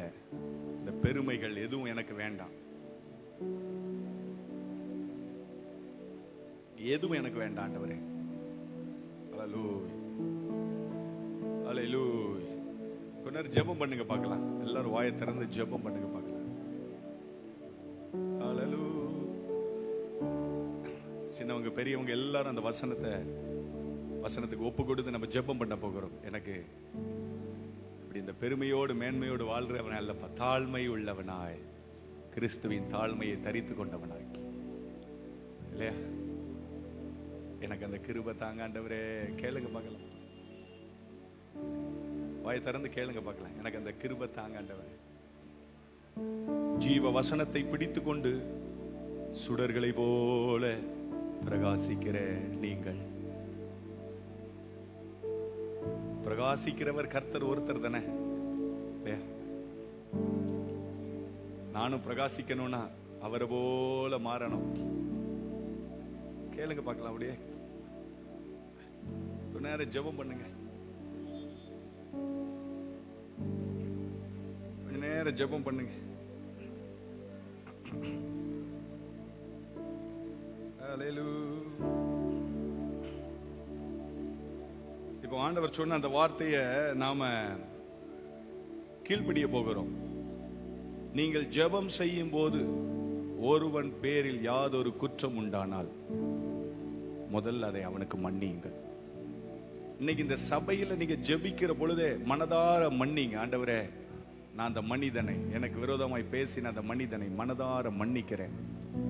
எனக்கு விரோதமாய் அந்த குற்றம் செய்தவரை, என்னை கீழ்த்தரமா பேசினவரை, நான் செய்யாததை செஞ்சேன் அப்படின்னு சொன்னவரை மனதார நான் மன்னிக்கிறேன்.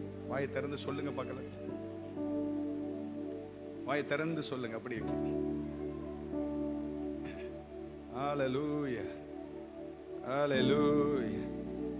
ஹல்லேலூயா. ஹல்லேலூயா. நீங்க மன்னிக்க மன்னிக்க மன்னிக்க கர்த்தர் உங்களை மன்னித்து கொண்டே இருக்கிறார், மன்னித்து கொண்டே இருக்கிறார், மன்னித்து கொண்டே இருக்கிறார். என் மனசுக்குள்ள எந்த கசப்பும் வேண்டாண்டவரே சொல்லுங்க பார்க்கல. யாதொரு கசப்பான வேர் முளைத்து எழும்பி கலகம் உண்டாக்காதபடிக்கு அப்படின்னு வசனம் சொல்லுது. மனசுக்குள்ள ஒரு கலகம் இருந்துச்சுன்னா, மனசுக்குள்ள ஒரு கசப்பு இருந்துச்சுன்னா, அது நம்ம ஆவிக்குரிய வாழ்க்கையை கலக்கம் உண்டாக்கி கொண்டே இருக்கும். நீங்க அந்த வசனத்துக்கு கீழ்ப்படிஞ்சு பாருங்க. ஆண்டவரே, நான் மனதார மன்னிக்கிறேன், மனதார எனக்கு துரோகம் செய்தவர்களை மனதார மன்னிக்கிறேன், என் சத்துருக்களை மனதார மன்னிக்கிறேன். எல்லாம் வாய் திறந்து கொஞ்சம் ஜெபம் பண்ணுங்க பார்க்கலாமே. ஸ்தோத்திரம். ஜெபம் அந்த வாயில இருந்து அந்த வார்த்தை மட்டும் வந்துட்டுன்னு வச்சுக்கோங்க. ஸ்தோத்திரம் வந்துட்டுன்னு வச்சுக்கோங்க. ஹல்லேலூயா. பரலோகம் சந்தோஷப்பட்டுரும். ஆமென். ஹல்லேலூயா. ஹalleluya. ஜெபம் பண்ணுங்க. ஒரு 5 நிமிஷம் நம்ம ஜெபிக்க போகிறோம். ஹalleluya, ஹalleluya,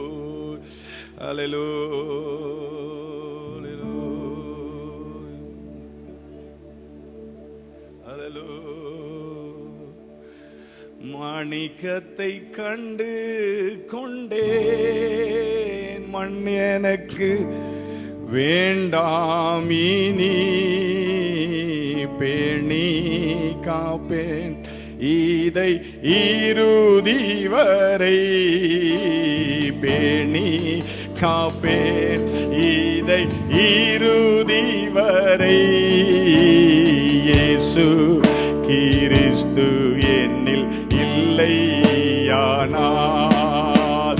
இவ்வாழ்வில் எனக்கு, ஓஹோ, இயேசு கிறிஸ்து என்னில் இல்லையானால் பூமியை நான் சொந்தமாக்கி ஜீவனை நான் இழப்பேனாகில், பூமியை நான் சொந்தமாக்கி ஜீவனை நான் இழப்பேனாகில், பூமியில் எனக்கு லாபம் ஒன்றில்லை, இந்த பூமியில் எனக்கு லாபம் ஒன்றில்லை. இயேசு கிறிஸ்து சேர்ந்து பாடுங்க மகளா. என் வாழ்வில் எனக்கு மதிப்பில்லையே, இயேசு இல்லையானால் என் வாழ்வில் எனக்கு, அப்படியே கைகளை தட்டி பாடுங்க. இயேசு கிறிஸ்து என்னில் இல்லையானால் பூமியை நான் சொந்தமாக்கி ஜீவனை நான் இழப்பேனாகில், பூமியை நான் சொந்தமாக்கி ஜீவனை நான் இழப்பேனாகில், பூமியில் எனக்கு லாபம் ஒன்றில்லை, பூமியில் எனக்கு லாபம் ஒன்றில்லை. இயேசு கிறிஸ்து என்னில் இல்லையானால் இவ்வாழ்வில் எனக்கு, இயேசு கிறிஸ்து என்னில் இல்லையானால் மாணிக்கத்தை கண்டு கொண்டேன், மண் எனக்கு வேண்டாம். சொல்லுங்க பார்க்கலாம். ஆமென். ஹalleluya, glory. பேணி காப்பேன் இறுதி வரை, பேணி காப்பேன் இதை இறுதி வரை. இயேசு கிறிஸ்து என்னில் இல்லையானால் இவ்வாழ்வில் எனக்கு மதிப்பில்லையே, இயேசு கிறிஸ்து என்னில் இல்லையானால் இவ்வாழ்வில் எனக்கு மதிப்பில்லையே. இயேசு கிறிஸ்து என்னில் இல்லையானால் மாணிக்கத்தை கண்டு கொண்டேன், மண் எனக்கு வேண்டாம் இனி, மாணிக்கத்தை கண்டு கொண்டேன், மண் எனக்கு வேண்டாம் இனி, பேணி காப்பேன் இதை இறுதி வரை, பேணி காப்பேன் இதை இறுதி வரை. எந்தன் இயேசு கிறிஸ்து என்னில் இவ்வாழ்வில் எனக்கு மதிப்பில்லையே, இயேசு இல்லையானால் இவ்வாழ்வில் எனக்கு மதிப்பில்லையே, இயேசு கிறிஸ்து என்னில் இல்லையானால். அப்படி எல்லாரும் கைகளை உயர்த்தி ஒரு நிமிஷம் எல்லாரும் கைகளை உயர்த்தி கண்ணுகளை மூடி முடிந்தவர்கள் நெடுமுழங்காலில் நின்று ஒரு 2 நிமிட தேவனது கிருபைக்காக இரக்கத்திற்காக நம்ம இறங்கி நிற்க போகிறோம். நம்முடைய ஜீவிதத்திலே நாம் செய்கிற அநேக ஜெபத்திற்கு பதில் இல்லை. காரணம் என்னவென்றால் நாம் இன்னமும் சரியாக மன்னிக்கப்படவில்லை. நாம் ஏன் இன்னமும் சரியாக மன்னிக்கப்படவில்லை என்றால் நாம் மற்றவர்களை மன்னிப்பதிலே குறைவுள்ளவர்களாய் இருக்கிறோம். இப்பொழுது நாம் ஒப்பு கொடுத்து ஜெபிக்கிற பொழுது நம்மை தேவன் பரிபூரணமாய் மன்னித்து நமது ஜெபத்திற்கான பலன் பலனை பதிலை தேவன் கட்டளையிடுவாராக. எல்லாரும் கைகளை உயர்த்தினவர்களாய் கர்த்தரை நோக்கி ஜெபிக்க போகிறோம். என்னால மன்னிக்க முடியவில்லை என்றால் தேவனே அந்த மன்னிக்கிற இருதயத்தை எனக்கு தருவீராக. வாயை திறந்து கேளுங்க பார்க்கலாம். தேவனே அந்த மன்னிக்கிற இருதயத்தை நீங்க கடைசி ராத்திரி வேளையிலே சீஷர்களுக்கு சொல்லி போனீரே, ஒருவரது கால்களை ஒருவர் கழுவ கடவீர்கள் அப்படின்னு சொல்லி போனீங்களே.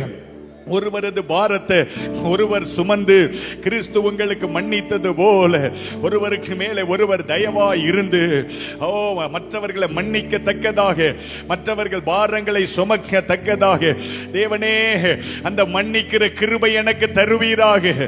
என் இருதயத்திற்குள்ள இருக்கிற அந்த கசப்பை பிடுங்கி எறிந்து போடுவீராக. என் இருதயத்திற்குள்ள அந்த கசப்பின் வேர்கள் இருக்க கூடாது ஆண்டவரே. நான் உங்களை போல மாறணும் ஆண்டவரே. நான் மனிதனை போல அல்ல ஆண்டவரே. நான் இந்த உலகத்தை போல அல்ல ஆண்டவரே. என்னை உம்மை போல மாற்றுவீராக. உங்களை போல எங்களை மாற்றுவீராக. இயேசுவே, உம்மை போலவே உம்மை போலவே எங்களை மாற்றுவீராக.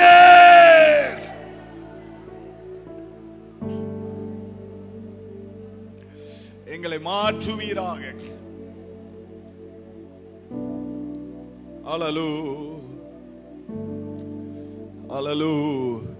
உம்முடைய வசனம் பலத்து மேற்கொள்ளட்டும் என்று நாங்கள் ஜெபிக்கிறோம். தெய்வமே, இந்த அருமையான காலை ஆராதனை வேளையில கடந்து வந்த ஒவ்வொருவரையும் கர்த்தர் ஆசீர்வதிப்பீராக. நாங்கள் இருளுக்கு தப்பி வெளிச்சத்திலே வந்து பங்கடையத்தக்கதாக, ஒளியில் இருக்கிற பரிசுத்தவான்களின் கூட்டத்திலே பங்கடையத்தக்கதாக நாங்கள் எக்காலத்தில் உம்மை சரியாய் பின்பற்ற கர்த்தர் எங்களுக்கு கிருபை தந்தருளும்படியாய் ஜெபிக்கிறோம். இன்றைக்கு நாங்கள் வாசித்து கேட்ட வசனங்களின்படி நாங்கள் எங்கள் கடனாளிகளை மனப்பூர்வமாய் மன்னிக்க, எங்களுக்கு விரோதமாய் குற்றம் செய்தவர்களை, பேசினவர்களை, எங்களை விரோதிக்கிறவர்களை மனப்பூர்வமாய் மன்னிக்கத்தக்கதாக தேவனே அப்படி ஒரு அன்பின் ஆவியை எங்கள் இருதயங்களுக்குள்ளே அனுப்பி தரும்படியாக இயேசுவின் நாமத்தில் வேண்டிக் கொள்கிறோம். உங்கள் சத்துருக்களை சிநேகிப்பீர்களாக என்று சொன்னீங்களே ஆண்டவரே. எங்கள் பகைவர்களையும் எங்கள் சத்துருக்களையும் முழு சிநேகத்தோடு சிநேகிக்கத்தக்கதாக அப்படி ஒரு அன்பின் அபிஷேகத்தை இந்த காலை வேளையிலே கர்த்தர் எங்கள் இருதயங்களுக்குள்ளே ஊற்றி தரும்படியாய் ஜெபிக்கிறோம் ஆண்டவரே. கசப்பின் வேர்கள் அறுக்கப்படட்டும். விரோதங்களின் வேர்கள் இயேசுவின் நாமத்தினாலே அறுக்கப்படுவதாக என்று நாங்கள் ஜெபிக்கிறோம். உம்மை போல மாறுவதற்கு எங்களுக்கு கிருபை தாரும் ஆண்டவரே. அந்த பரிசுத்தமுள்ள ஸ்தலத்தில் எங்கள் கால்கள் நிற்பதற்கு எங்களுக்கு உதவி செய்தருளும். இன்றைக்கு காலை ஆராதனை வேளையில யாரெல்லாம் கடந்து வந்தார்களோ ஒவ்வொருவரையும் கர்த்தர் ஆசீர்வதியும், பெயர் பெயராய் ஆசீர்வதியும். இந்த வசனம் ஒவ்வொரு இருதயங்களையும் புடமிடுவதாக. இந்த விதைக்கப்பட்ட வார்த்தைகள் ஆண்டவரே பலியருக விதைக்கப்பட்டது போல பிசாசு எடுத்துக்கொண்டு போகாதபடி கர்த்தர் நல்ல நிலத்தில் விதைக்கப்பட்ட விதையை போல உம்முடைய பிள்ளைகளின் இருதயத்தில் ஆழமாய் பதிய வைப்பீராக. அந்த விதைகள் வளருவதாக, அது கிரியை நடப்பிப்பதாக. உம்மை போல நாங்கள் வளர கர்த்தர் எங்களுக்கு அனுகிரகம் பாராட்டும்படியாய் ஜெபிக்கிறோம் ஆண்டவரே. உம்முடைய பிள்ளைகளுடைய வேலைகளை, தொழில்களை கர்த்தர் ஆசீர்வதிப்பீராக, பலப்படுத்துவீராக, சுகப்படுத்துவீராக, தைரியப்படுத்துவீராக. ஓ ஸ்தோத்திரம். உம்முடைய பலனை உன்னதத்திலிருந்து அனுப்பி கொடுப்பீராக என்று நாங்கள் ஜெபிக்கிறோம் ஆண்டவரே. ஆறுதலற்றவர்களுக்கு ஆறுதல் கொடும் ஆண்டவரே. தைரியமற்றவர்களுக்கு தைரியம் கொடும் ஆண்டவரே. ஸ்தோத்திரம் கர்த்தாவே. உம்மை சார்ந்து கொண்டு வாழ கர்த்தர் கிருபை தருவீராக. வாலிபர்களை ஆசீர்வதியும், சின்ன பிள்ளைகளை ஆசீர்வதியும், முதியோர்களை ஆசீர்வதியும், சபையை ஆசீர்வதியும். சபை சத்தியத்திற்கு தூணாய் வளரட்டும் ஆண்டவரே. சபையில சத்தியம் ஏராளமாய் பெருகட்டும் ஆண்டவரே என்று நாங்கள் ஜெபிக்கிறோம். உம்முடைய வருகைக்கு எங்களை ஆயத்தப்படுத்தும். எல்லா துதி கன மகிமை உங்களுக்கு தருகிறோம். இயேசுவின் நாமத்தில் ஜெபிக்கிறோம் எங்கள் ஜீவனுள்ள நல்ல பிதாவே. ஆமென், ஆமென்.